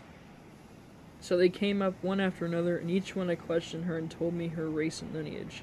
The first I saw was Tyro. She was the daughter of Simonius and the wife of Cretheus, the son of Aeolus. She fell in love with the river Amphineus, who is much the most beautiful river in the whole world.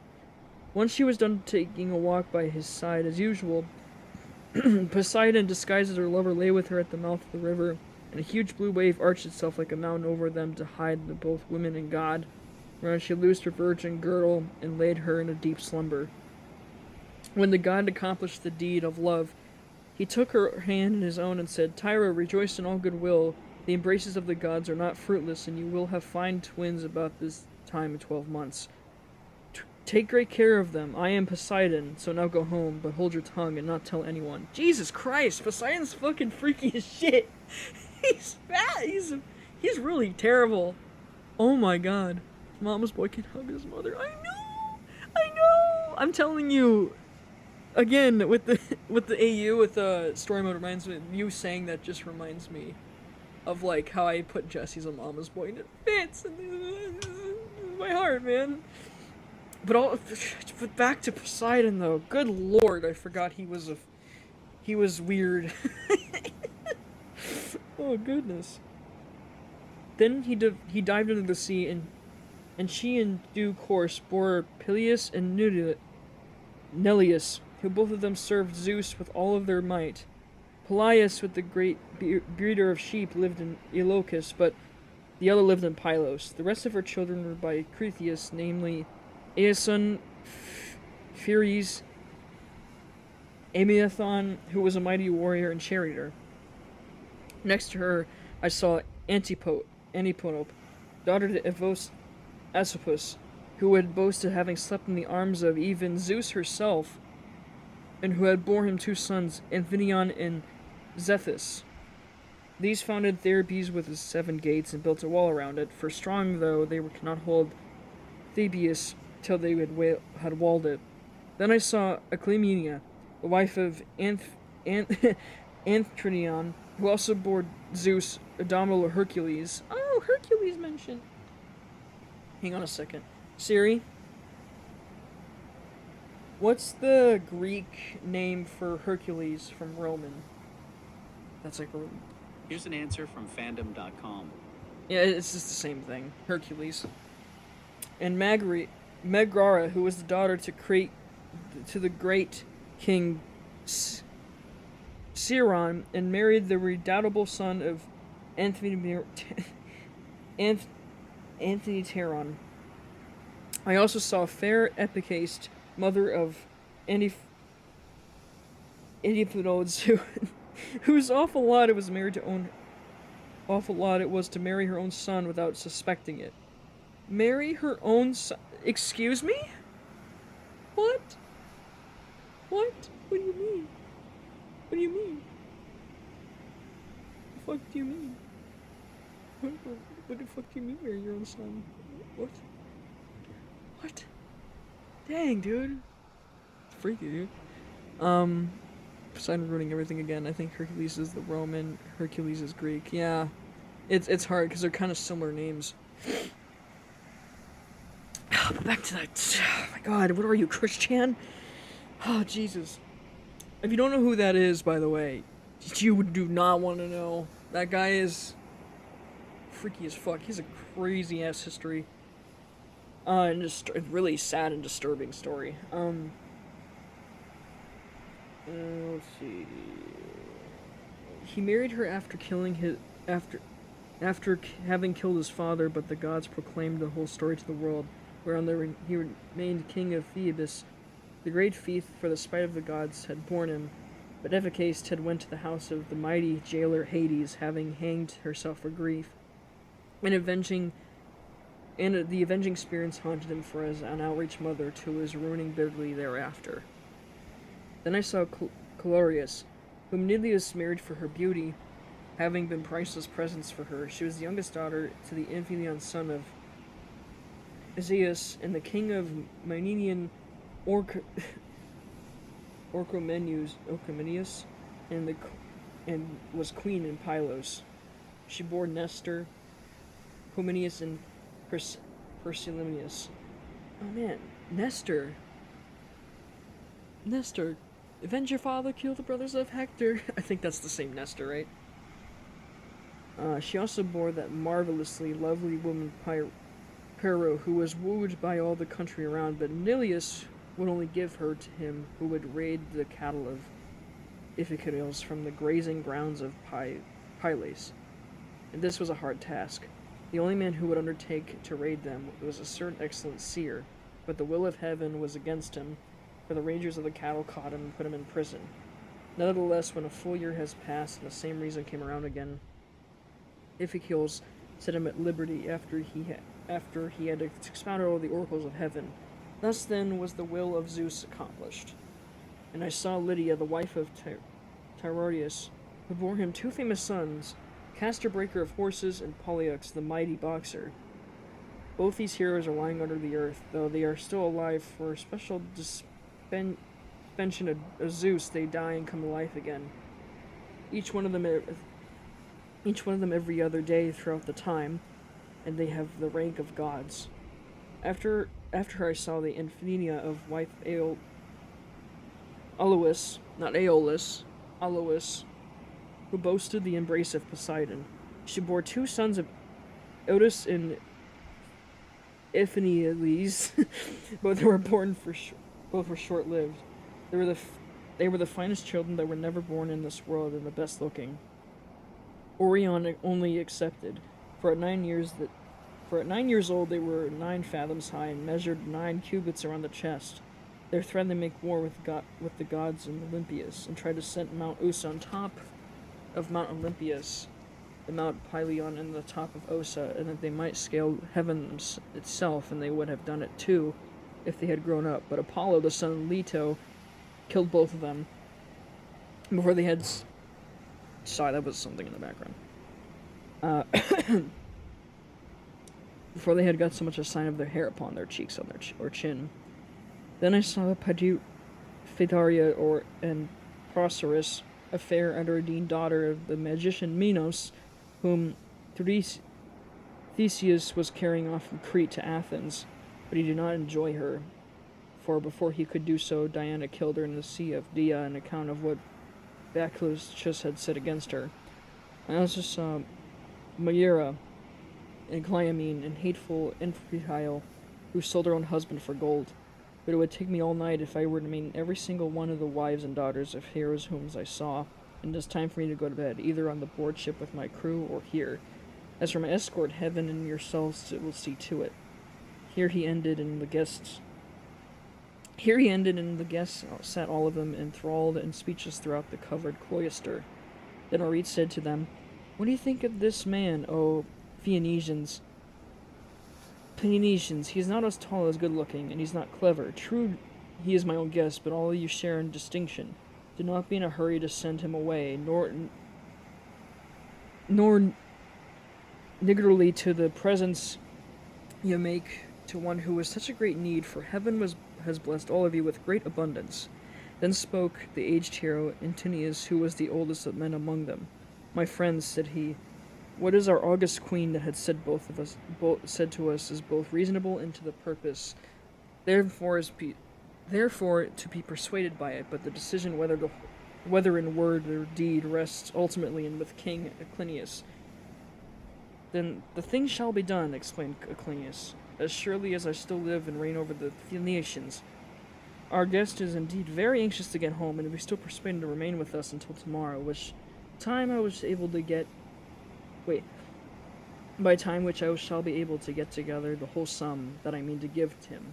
As regards to his escort, it will be a matter for you all, and mine above all others as the chief person among you." And Odysseus answered, "King Aclinius, if you were to bid me to stay here for a whole 12 months, and then you speed me on my way loaded with your noble gifts, I should obey you, and gladly it redound greatly to my advantage. For I shall return fuller handed to my own people, and should thus be more represented and beloved by all who see me when I get back to Ithaca." "Odysseus," replied Aclinius, "no one of us who sees you has any idea that you're a charlatan or a swindler. I know that there are many people going about who tell such plausible stories that it's very hard to see through them, but there is a style about your language which assures me of your good disposition. Moreover, you have told the story of your own misfortunes and those of the Argives, I think, as though you were a practiced bard. But tell me true, whether you saw any of the mighty heroes who went to Troy at the same time with yourself and perished there. The evenings are still at their longest, but it is not yet bedtime. Go on, therefore, with your divine story, for I could stay here listening till tomorrow morning, as long as you will continue to tell us of your adventures." "Aclinius," answered Odysseus, "there is a time for making speeches and a time for going to bed. Nevertheless, since you desire, I will not refrain from telling you the still sadder tale of those of my comrades who did not fall fighting with the Trojans, but perished on their return, through the treachery of an old wicked woman. When Persephone had dismissed the female ghosts in all directions, the ghost of Agamemnon, son of Atreus, When Persephone had dismissed the female ghosts in all directions, the ghost of Agamemnon, son of Atreus, came sadly up to me, surrounded by those who had perished with him in the house of Angeusthus. As soon as he had tasted the blood, he knew me, and weeping bitterly stretched out his arms towards me to embrace me, but he had no strength nor substance any more, and I too wept and pitied him, and I beheld him. 'How did you come by your death?' said I. 'King Armageddon? Did Poseidon raise his winds and waves against you when you were at sea, or did you make your enemies and make an end of you on the mainland when you were cattle lifting or sheep stealing, or while they were fighting in defense of their wives in the city?' Odysseus," he answered, "noble son of Laertes, I was not lost at sea in any storm by Poseidon's raising, nor did my forces dispatch me upon the mainland, but Angeusthus and my wicked wife were the death of me between them. He asked me to his house and feasted me, and then butchered me most miserably as though I were a fat beast in a slaughterhouse, while around me my comrades were slain like sheep or pigs, like for wedding breakfast or picnic, or a gorgeous banquet of some noble man. You must have seen numbers of men killed in either general management or a single combat, but you never saw anything so truly pitiable as one way in which we fell in that cloister. with the mixing bowl and the loaded tables lying about, and the ground reeking with your blood. With our blood. Not his blood. I heard Priam's daughter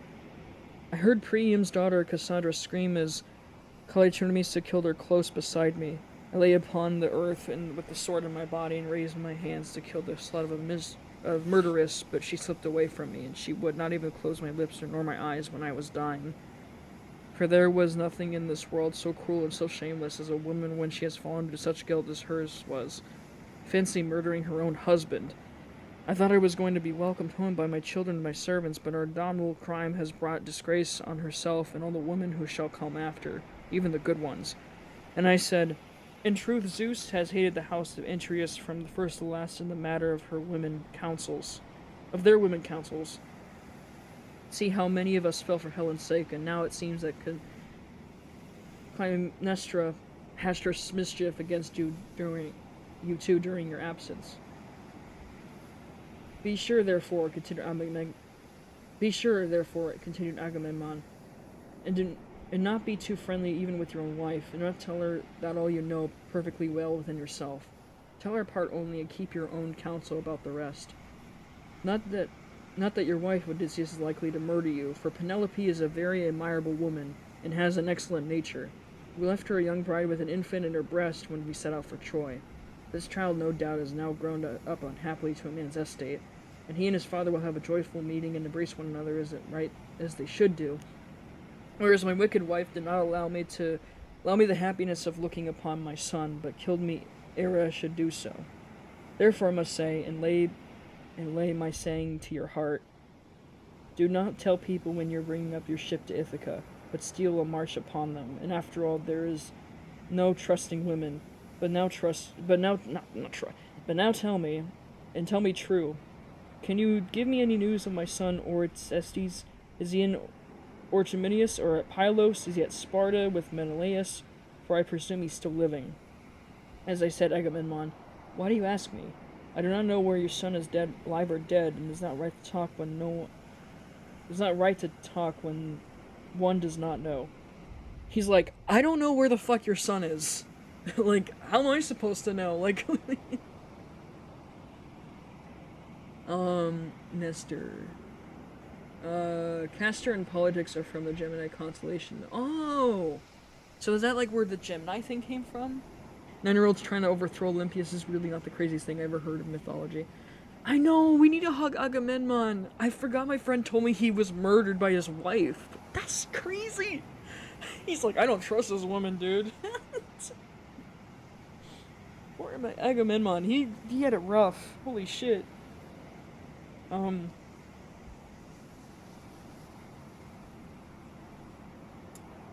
Let's see. As we two sat weeping and talking thus sadly with one another, the ghost of Anchises came up to us with Petulius and Clunius and Ajax, who was the finest and goodest man of all the Daeans after the son of Peleus. The fleet of descendant of Icleus knew me. Aegeanus Cus knew me and spoke piteously, saying, Odysseus, noble son of Latres, what deed of daring you will undertake next, that you venture down to the house of Hades among us silly dead, but who are the ghosts of them that can labor no more? Oh, my little Ajax! Guys, it's little Ajax, guys! It's little Ajax! They're all dead, they're just coming to Odysseus and they're just like, hi, man, hello! How's it going? Like, oh my god, it's Odysseus, guys, he's still not home yet, what? What do you mean he's not home? Like, I couldn't imagine that shit. Ajax, stay back.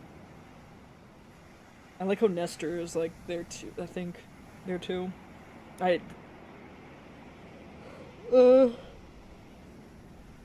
I said, Anchises, son of Peleus, foremost champion of the Achaeans, I came to insult Tiresias, and see if he could advise me when we return home to Ithaca, for I have never yet been able to get near the Achaean island, nor set foot in my own country, but I have yet been in trouble all the time. As for you, Achilles, no one was ever yet so fortunate you have been, nor you will ever be, for you are adorned by all Argives as long as you are alive, and now you are here, you are a great prince among the dead. Do not, therefore, take it so much to heart, even if you are dead. Say not a word, he answered. In death's favor, it would be rather a paid servant in a poor man's house, and be above ground than the kings of kings among the dead. But give me my news about my son. He has gone to wars, and he will be a great soldier. Or is this not so? Also, tell me if you had heard anything about my father, Palladius. Does he still rule among the Myrmidons, or do you show him no respect throughout the Hellenes and Panethia? Now he is old, and the limbs fail him. Could I but stand by his side in the light of day with the same strength that I had when I killed the bravest of our foes upon the plain of Troy. Could I, but he was then I was, and given a short time to my father's house, by anyone who had tried to do him violence or subpoena him to would soon rule it. I have heard nothing, I answered, of Peleus, but I can tell you about your son, Neoptolemius, for I took him in my own ship from Scarus to the Achaeans.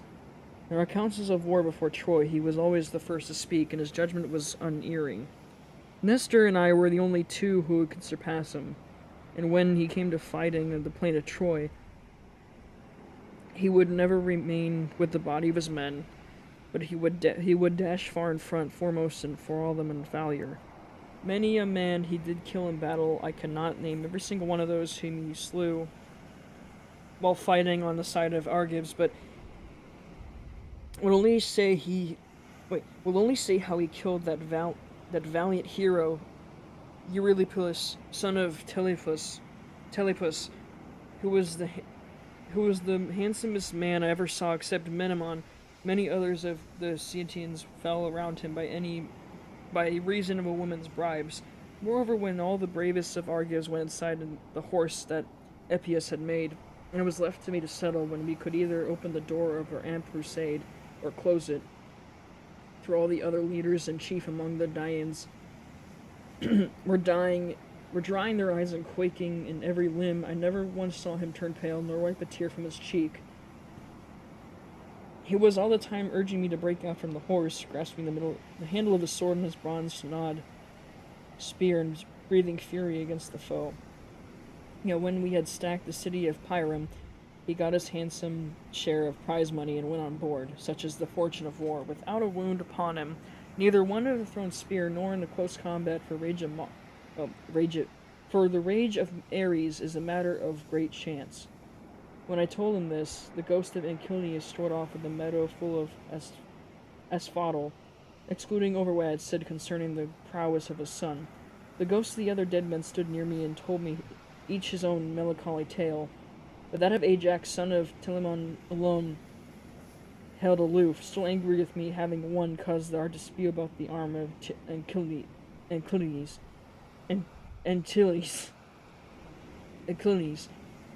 Theaetetus offered it as a prize, but the Trojan prisoners in Athena were the judges.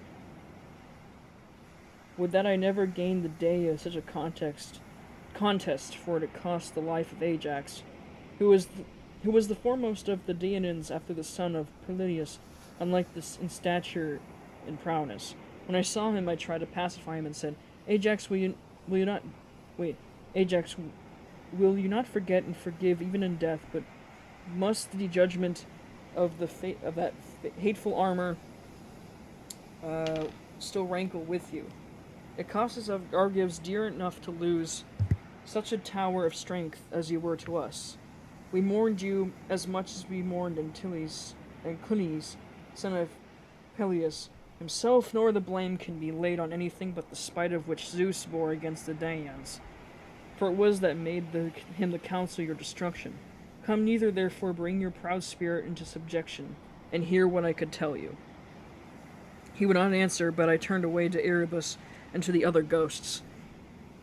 Nevertheless, I should have made him talk to me in spite of being so angry, or I should have gone on talking to him.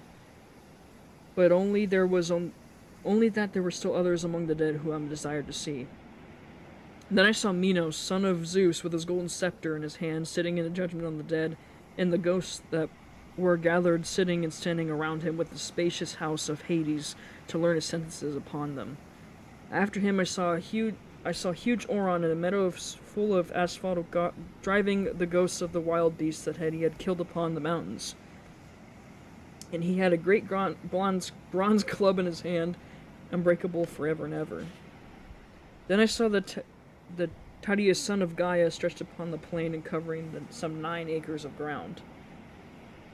2 vultures on either side of him were digging their beaks into his liver, Jesus, and kept trying to beat him off with his hands, but he could not, for he had violated Zeus's mistress Leto as she was going through the Panopus on her way to Pytho.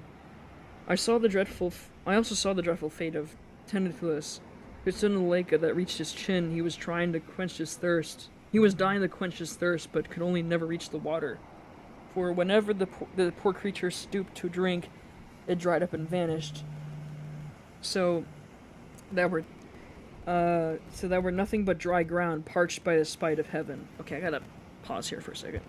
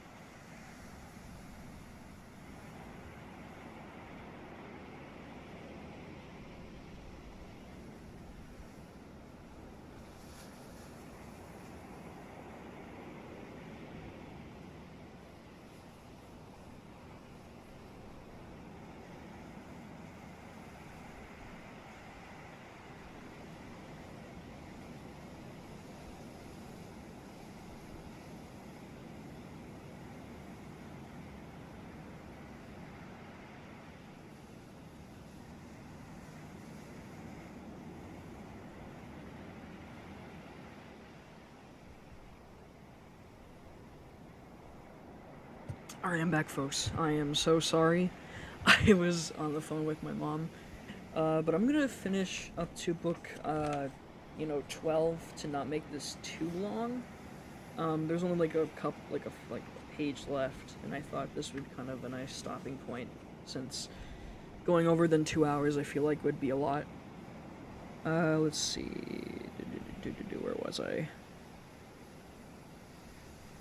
There were tall trees, moreover, that shed their fruit over his head, pears, pomegranates, apples, sweet figs, and juicy olives, but whenever the poor creature stretched out his hand to take some, the wind tossed the branches back again up to the clouds. And then I saw Cepheus and his endless task raising his prodigious stone with both of his hands. With hands and feet he tried to roll it onto the top of the hill, but always just before he could roll it over to the other side, its weight would be too much for him, and the puttiest stone would come thundering down again onto the plain. Then he would begin trying to push it to the hill again, and the sweat ran off him, and the steam rose after him.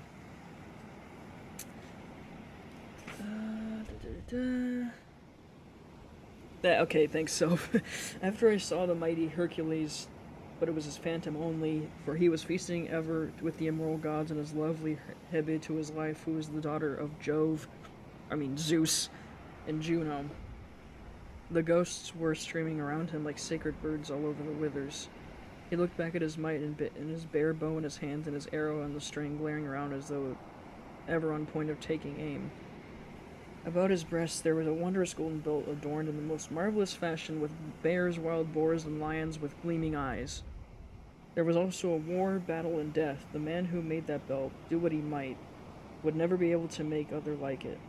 Hercules knew me at once as he saw me, and spoke piteously and saying, "My poor Odysseus, noble son of Latres, are you too heading the same sorry kind of life that I did when I was above ground? I was the son of Zeus when I went through an invidious suffering, for I became bondsman to one who was afar beneath me, a low fellow who set me all manner of labors. He once sent me here to fetch the hellhound, for he did not think out of Hades and brought to him. For Hermes and Athena helped me. On this, Hercules went down to the house of Hades, but stayed where I was in case of some other mighty dead should come to me. Then I would have seen another of them that are gone before, whom I fain have seen. Theseus and Pythias, glorious children of the gods, but so many thousands of ghosts came around me and uttered so much appealing cries that I was panic-stricken lest Persephone should send it from the house of Hades and the head of the awful monster, Gorgon. On this I hastened back to my ship and ordered my men to go on board at once and loose the hoisters, so they embarked and took their places, whereon the ship went down in the stream of the river Oceanus. We had to row at first, but presently a fair wind sprang up. And that is book 11. We can probably make it through the siren one. 2, 3, 4, 5. Wait, so 94. This is like 10 pages. I think we can make it for another book. Book 12, it ended on an even number. So this is where the sirens and Scylla and Shaebus and the cattle of the sun show up. So this is the mostly the Thunder Saga, or epic kind of adapts. After we were clear of the river Oceanus, and had got out to the open sea, went on till we reached the Aegean island, where there's dawn and sunrise as in other places. We then drew our ship onto the sands and got out of her onto the shore, where we went to sleep and waited till day should break. Then when on the child of morning rosy-fingered dawn appeared, I sent some men to Circe's house to fetch the body of Elapenor. We cut firewood from a wood where the headland jutted out to sea, and after we wept over him and laminated him, we performed his funeral rites. When his body and armor had been burned to ashes, we raised a cairn, set a stone over it, and at the top of the cairn we fixed the oar that he had been used to row with. While we were all doing this, Circe, who knew that we had got back from the house of Hades, dressed herself and came to us as fast as she could. Her maidservants came with her to bring us bread, meat, and wine, Then she stood in the midst of us and said, "You have done a bold thing going down alive in the house of Hades, and you will have died twice to other people once, and now then stay here for the rest of the day. Feast your fill and go on with your voyage at daybreak tomorrow morning. In the meantime, I will tell Odysseus about your course, and will explain everything to him as I prevent you from your suffering from misadventure either by land or sea." We agreed to do this as she had said, and feasted throughout the long day to the growing down of the sun. But when the sun set and it came on dark, the men laid themselves down to sleep by the stern cables of the ship. Then Circe took me by the hand and bade me to stay away from the others, while she reclined by my side and asked me all about our adventures.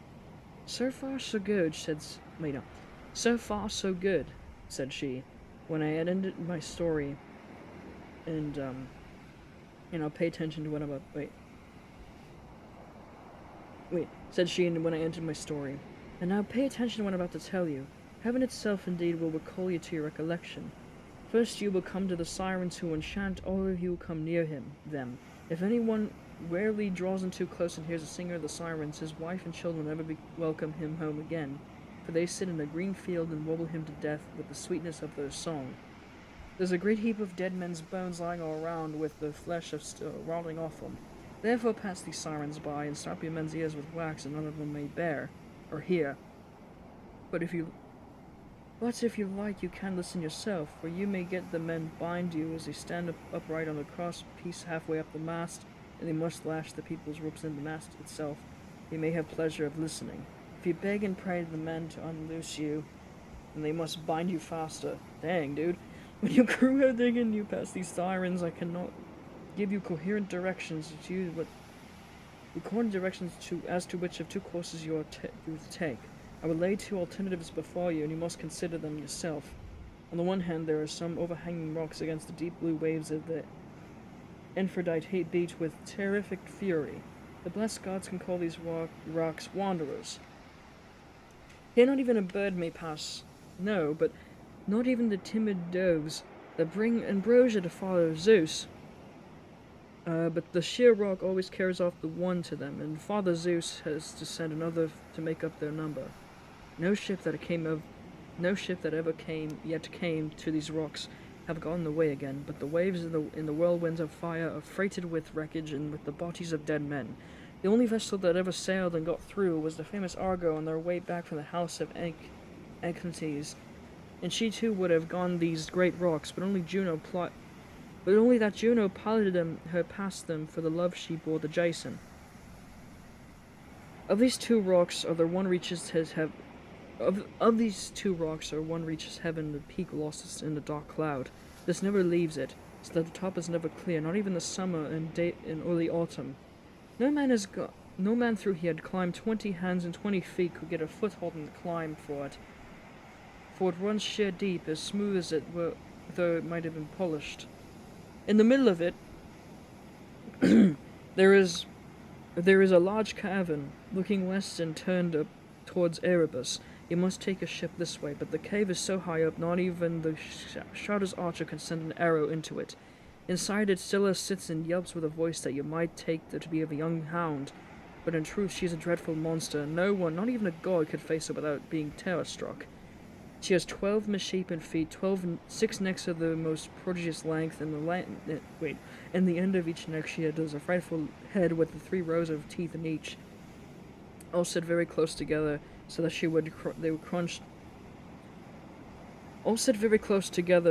they would crunch to anyone to death in a moment, and she sits deep within her shady cell, thrusting out her heads and peering all around the rock, fishing for dolphins and dogfish, for any large monster that she could even catch, with the thousands which Aphrodite teams.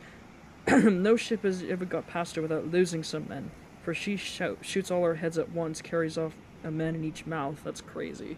Scylla be crazy. And the poor dolphins, too. Dang. No, not the poor dolphins.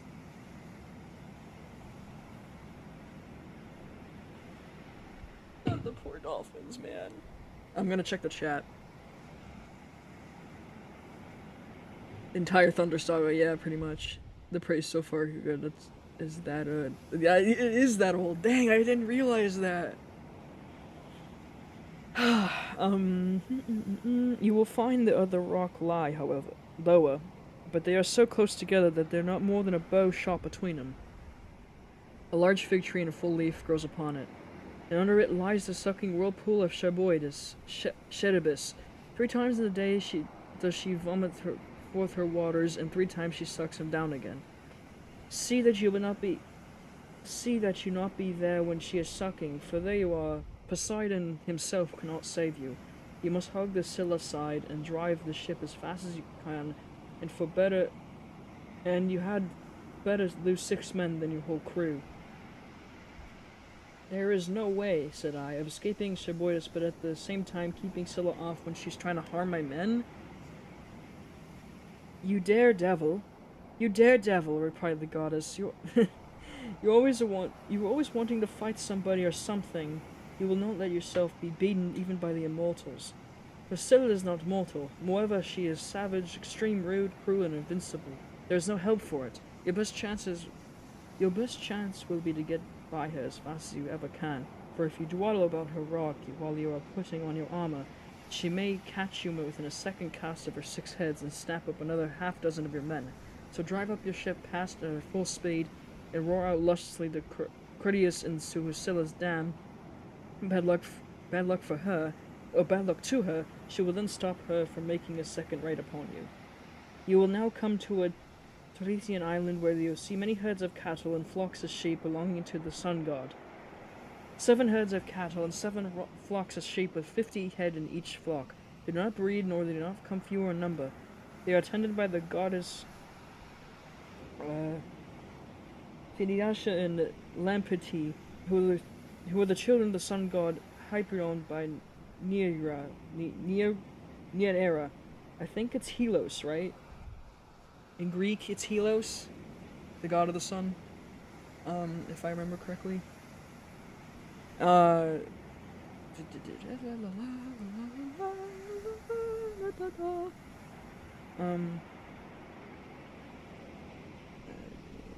Second,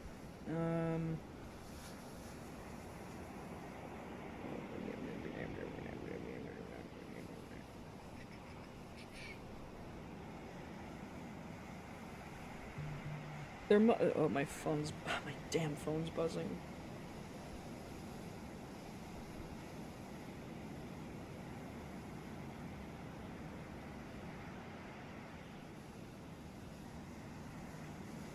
Hang on 1 second.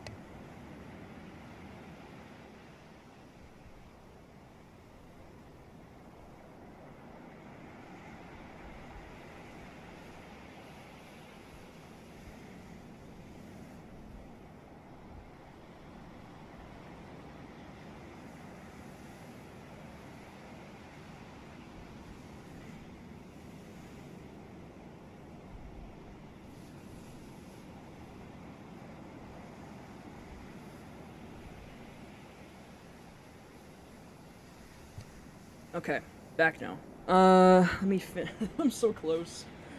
Sherboidus is also like, that is a,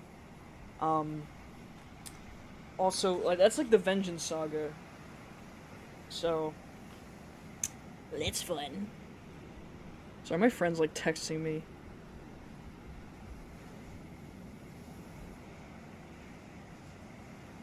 My roommate's texting me. She's must be in a freaking test right now. She's at it's 2 p.m. All right, we gotta wrap this up. I have to. Where was I? Their mother, when she had borne them, she had done sucking them out, sent them to the Torresian island, which was a long way off. To live there and look after her father's flocks and herds. If you leave these flocks unharmed and think of nothing but getting home, you may yet, after much hardship, reach Ithaca. But if you harm them, then I forewarn you of the destruction both of your ship and of your comrades. Even though you may yourself escape, you return late in a bad plight after losing all your men. Here she ended, and the dawn enthroned in gold began to show in heaven, whereon she'd returned inland. Then I went on board and told my men to loose the ship from her moorings, Dude, yeah, it is a good song. I'm not dying here. I am not dying here. I'm holding on. It's that song. There, I see it. The island I've been searching for. Home, I've reached it. No!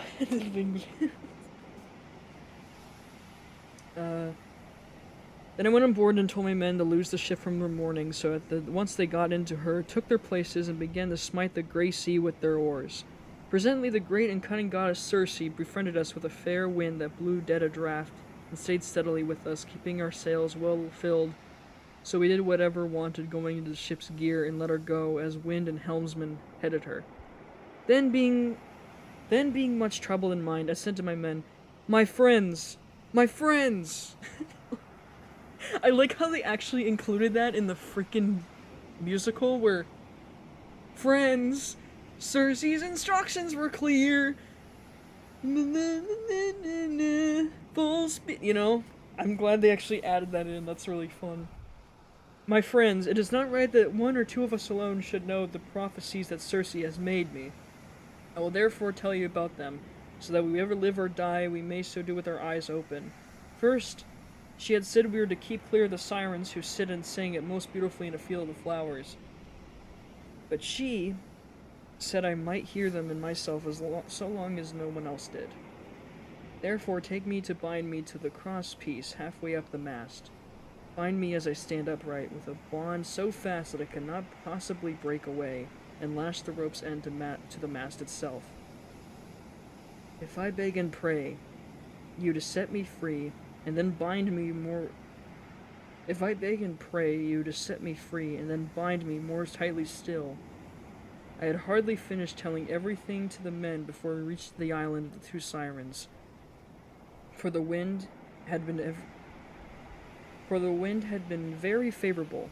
Then all of a sudden it fell dead and calm, and there was not a breath of wind nor a ripple upon the water, so the men furled the sails and stowed them. Then taking their oars and widened the water with the foam, they raised in rowing. Meanwhile I looked the large wheel of wax and cut it up small with my sword. Then I knitted the wax in my strong hands until it came soft, which it did soon between the knitting the rays of the sun god, son of Hyperion? Is that Helos? I think so if you said that, but I'm trying to... Hyperion... Roman to Greek. Oh, it's a Titan.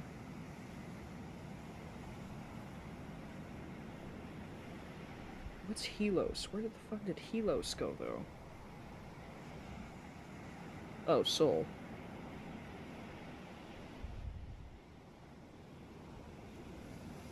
I see. Soul. That makes sense. That's the...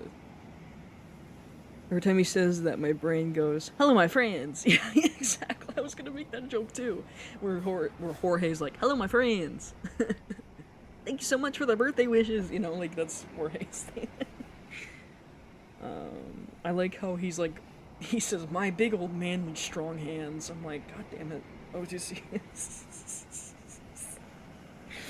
Then I stopped the ears of all my men, and then they bound me hands and feet to the mast as I stood upright on the crosspiece. They just tied this man up. And but then they went on rowing themselves. When we had gotten within earshot of land, and the ship was at good rate, the sirens saw we were getting in shore and began their singing. We filled with our ears with beeswax. That's how we resist your song.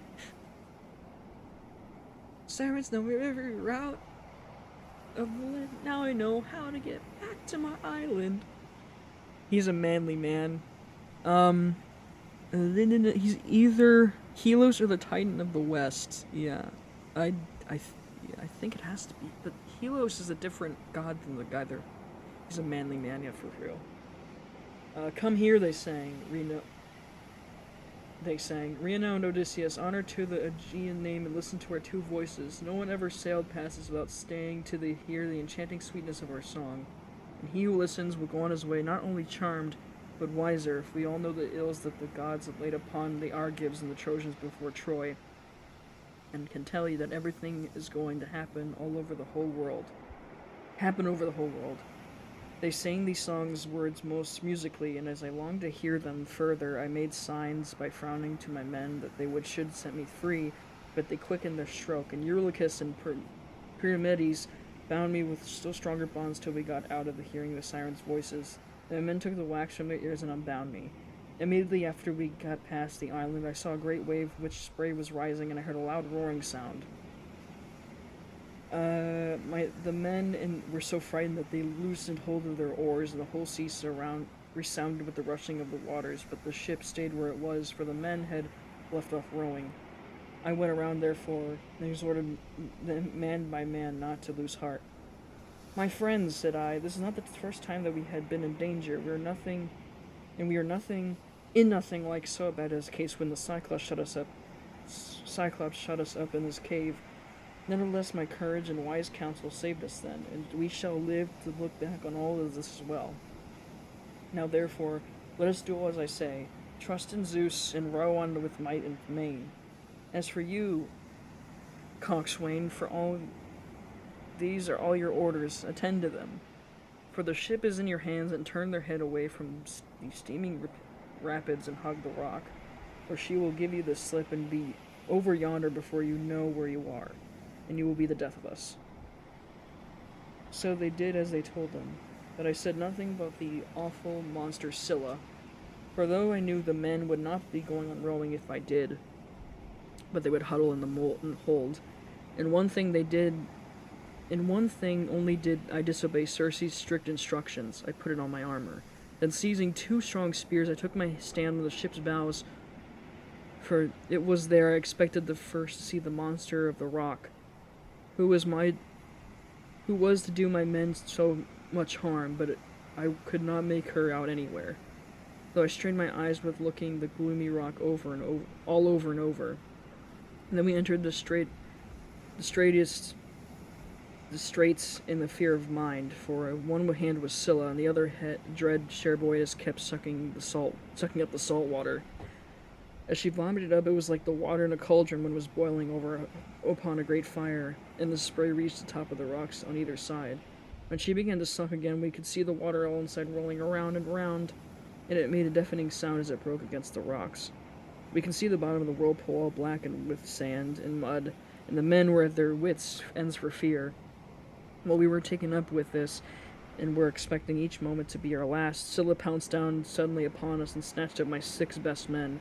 I was looking at once after both ship and men, and in a moment I saw their hands and feet go ever so high above me, struggling in the air as Scylla was carrying them off, and I heard them all call out my name in one last despairing cry. Oh man, that sucks. As a fisherman seated, spear in hand, upon some juddering rock, throws bait into the water to deceive the poor little fishes, and spears them with ox's horn, which his spear is shod, throwing him gasping onto the land as he catches them one by one. Even so did Scylla land these panting creatures on a rock and munch them up over the mouth of her den, while they screamed and stretched out their hands to me in their mortal agony. It was the most sickening sight that I saw throughout my voyages. That's gotta be fucking traumatizing. Dude, dealing with both Scylla and that, oh, dude. I'm surprised with how often the crew gives in and screws them over that they didn't even tie them that whole time. No, honestly, for real, it is really sad. Oh my god, it's so traumatizing. I don't blame you. I mean, can you imagine the people you fought with in the war and then they fucking die by this huge-ass monster that, picks them up and then they scream your fucking name? That's just hearing your... that's just PTSD, dude. I'm just building up there, dude. Oh my god. It's so terrifying. Get this guy some therapy stat. No, for real. Honestly, though. He really needs the therapy. When we passed the wandering rocks with Scylla and terrible Cherubis, we reached the noble island of the sun god, where the godly cattle and sheep belonging to the sun Hyperithon. Keep in mind, Polites is still alive here, by the way. He's just hanging around here, like, he's still, like, alive, I think. Because he didn't die in the Cyclops. It's great. Can you imagine if he just died? Not died, can you imagine if he's still alive during the Thunder Saga? That man would be even more traumatized than he already was. While still at sea, my ship could bear the cattle lowering as they come home to the yards and the sheep belting,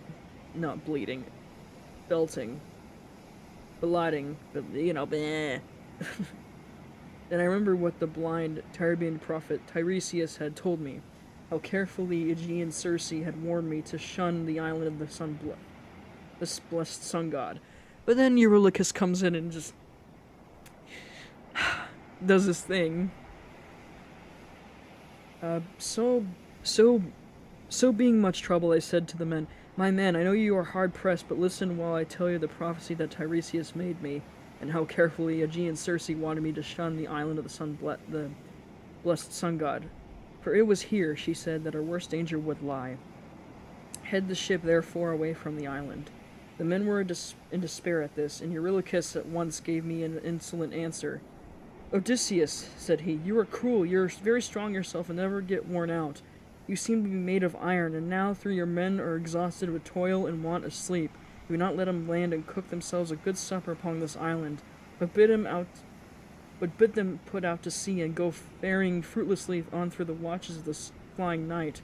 It is by night that the winds blow hardest to do so much damage. How can we escape should one of those sudden squalls spring up from southwest or west, which so often wreck a vessel when our lords, the gods, are preposterous? Propitus? Now, therefore, let us obey the behest of the night and prepare our supper here hard by the ship. Tomorrow morning we will go on board again and put out to sea." Thus spoke Eurylochus. The men that approved his words, I saw that heaven meant for us as a mischief, and said, "You force me to yield, and you are many against one. But at any rate, each of you must take his solemn oath that if he met with the herd of cattle or a large flock of sheep, he will not be so mad to kill a single head of either, but will be satisfied with the food that Circe has given us." Hang on 1 second.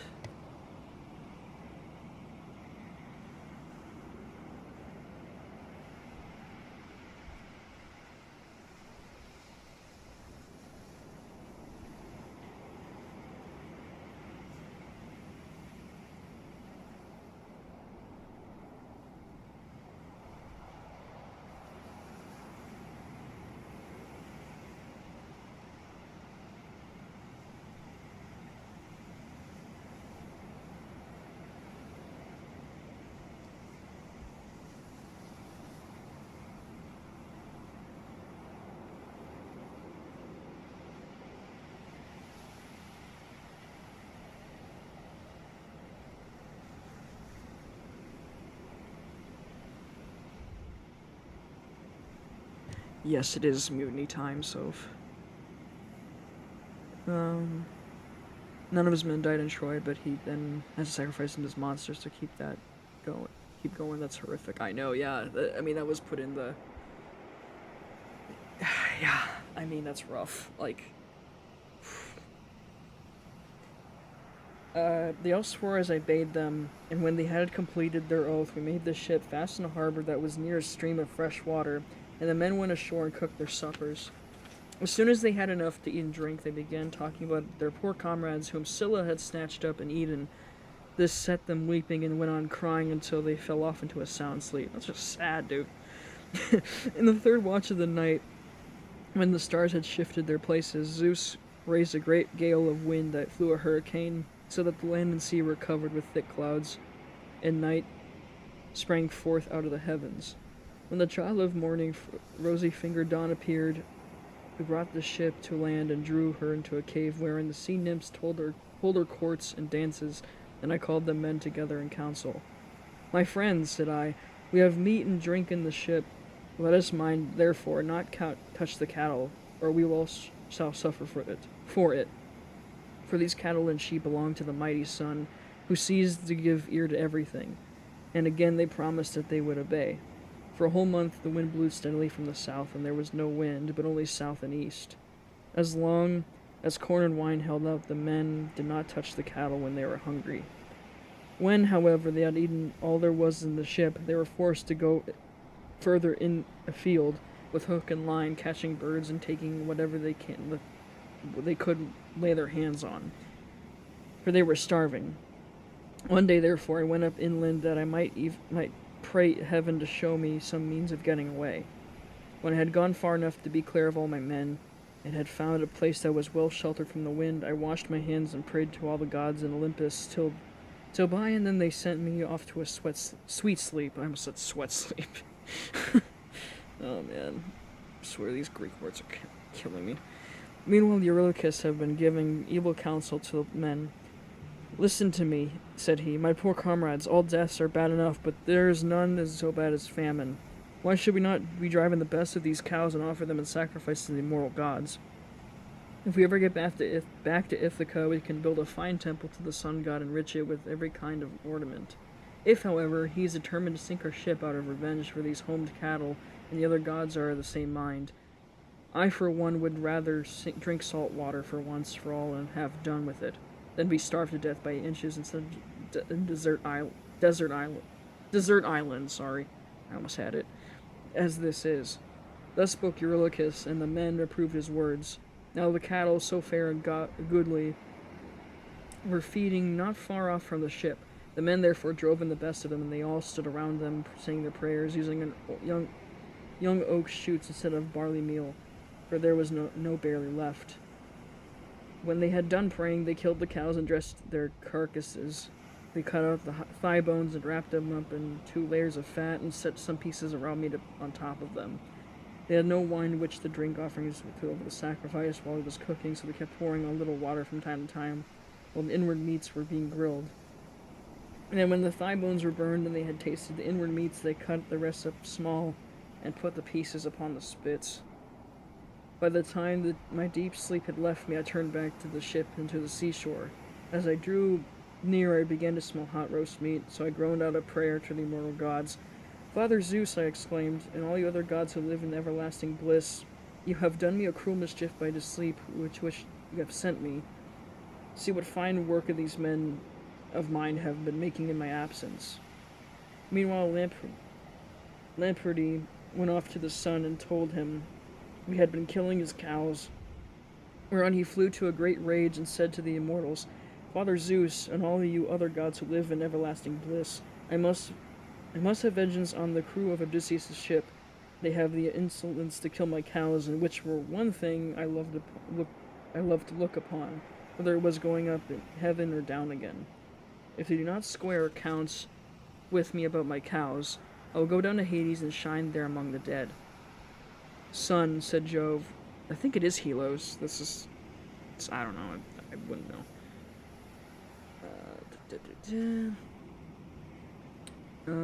Son, said Zeus, go on to shining upon us gods and upon mankind over the fruitful earth.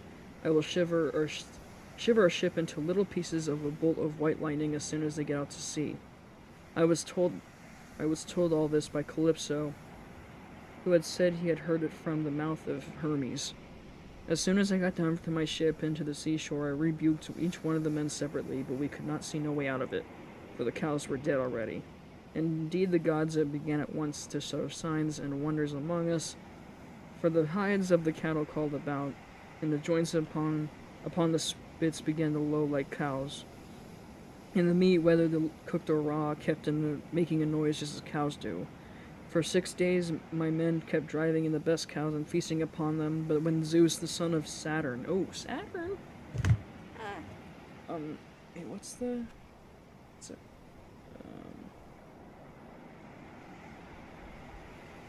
Oh, okay. Kronos. Oh, so that's where they got their name from, for God of War.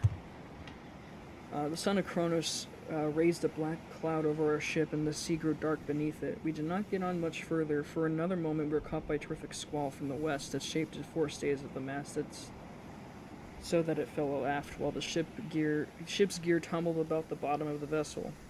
The mast fell upon the head of the helmsman in the ship's stern, so that the bones of its head were crushed to pieces, and he fell overboard as though he were diving, with no more life left in him. Then Zeus let fly with the thunderbolts, and the ship went round and round and was filled with fire and brimstone as the lightning struck it. The men all fell to the sea, and they were carried about in the water around the ship, looking like so many seagulls, but the god presently deprived them of all chance of getting home again. Dang, Zeus is like, okay, I'm gonna stop you right there. Why was it moving? I don't know, man. I stuck to the ship till the sea knocked her sides from her keel, which drifted about by itself, and struck the mast out of her in direction of the keel, and there was a backstay of stout ox thong still hanging about, and with this I lashed the mast and keel together, and getting astride of them was carried wherever the winds chose to take me. The gale of the west had now spent its force, and the wind got into the south again, which frightened me lest I should be taken aback by the terrible whirlpool of Charybdis. This indeed was what actually happened, for I was borne along by the waves of all night, and by sunrise had reached the rock of Scylla in the whirlpool. She had been sucking down the salt sea water, but I was carried aloft toward the fig tree, which I caught a hold of and clung onto like a bat. I could not plant my feet anywhere so as to stand securely, but for the roots were as long as way off, and the boughs that overshadowed the whole pool were too high, too vast, and too far apart for me to reach them, so I hung patiently on, waiting till the pool should discharge my mast and raft again. In a very long while it seemed. A juryman not more glad to get home and to supper had been after having long detained in court by troublesome cases, than I was to see my raft beginning to work its way out of the whirlpool again. I last let go with my hands and feet and fell heavily into the sea, hard my raft, on which I then got, and began to throw over with my hands. As for Scylla, the father of gods and men would not let her get further sight of me, otherwise I should have certainly been lost.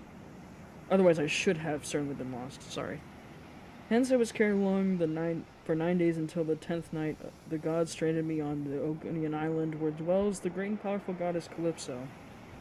She took me in and was kind to me, but need I say no more about this, for I told you and your noble wife all about it yesterday, and I hate saying the same thing over and over again. Boom. I gotta go rest my voice now. Gotta put this thing over here.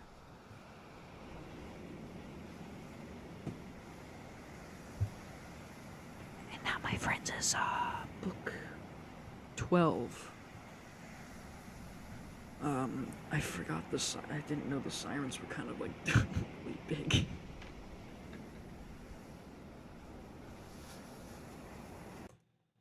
Well, I think this is a good stopping point. I'm gonna close this out.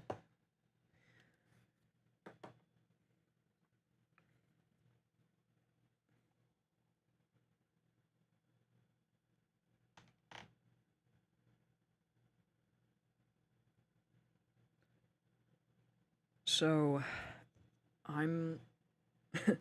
thanks so for sticking around. I gotta go and, like I said, I gotta go rest my voice, because I was like, what, almost 3 hours of straight talking? But yeah, I hope you liked it.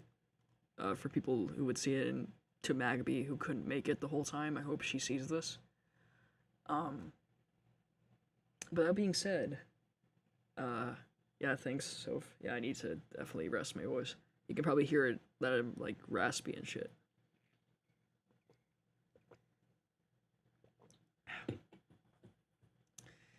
I can see there's other tropical, like, videos. I might put that up for next time.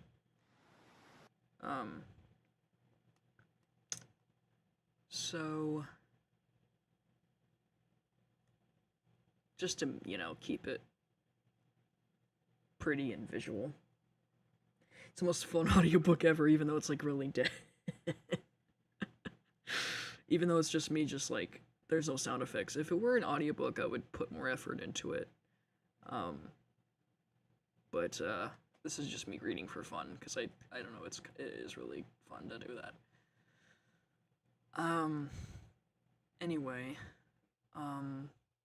that's about it. Until next time. Have a good day, y'all. Whoever be watching this, have a wonderful day. I'm gonna stop.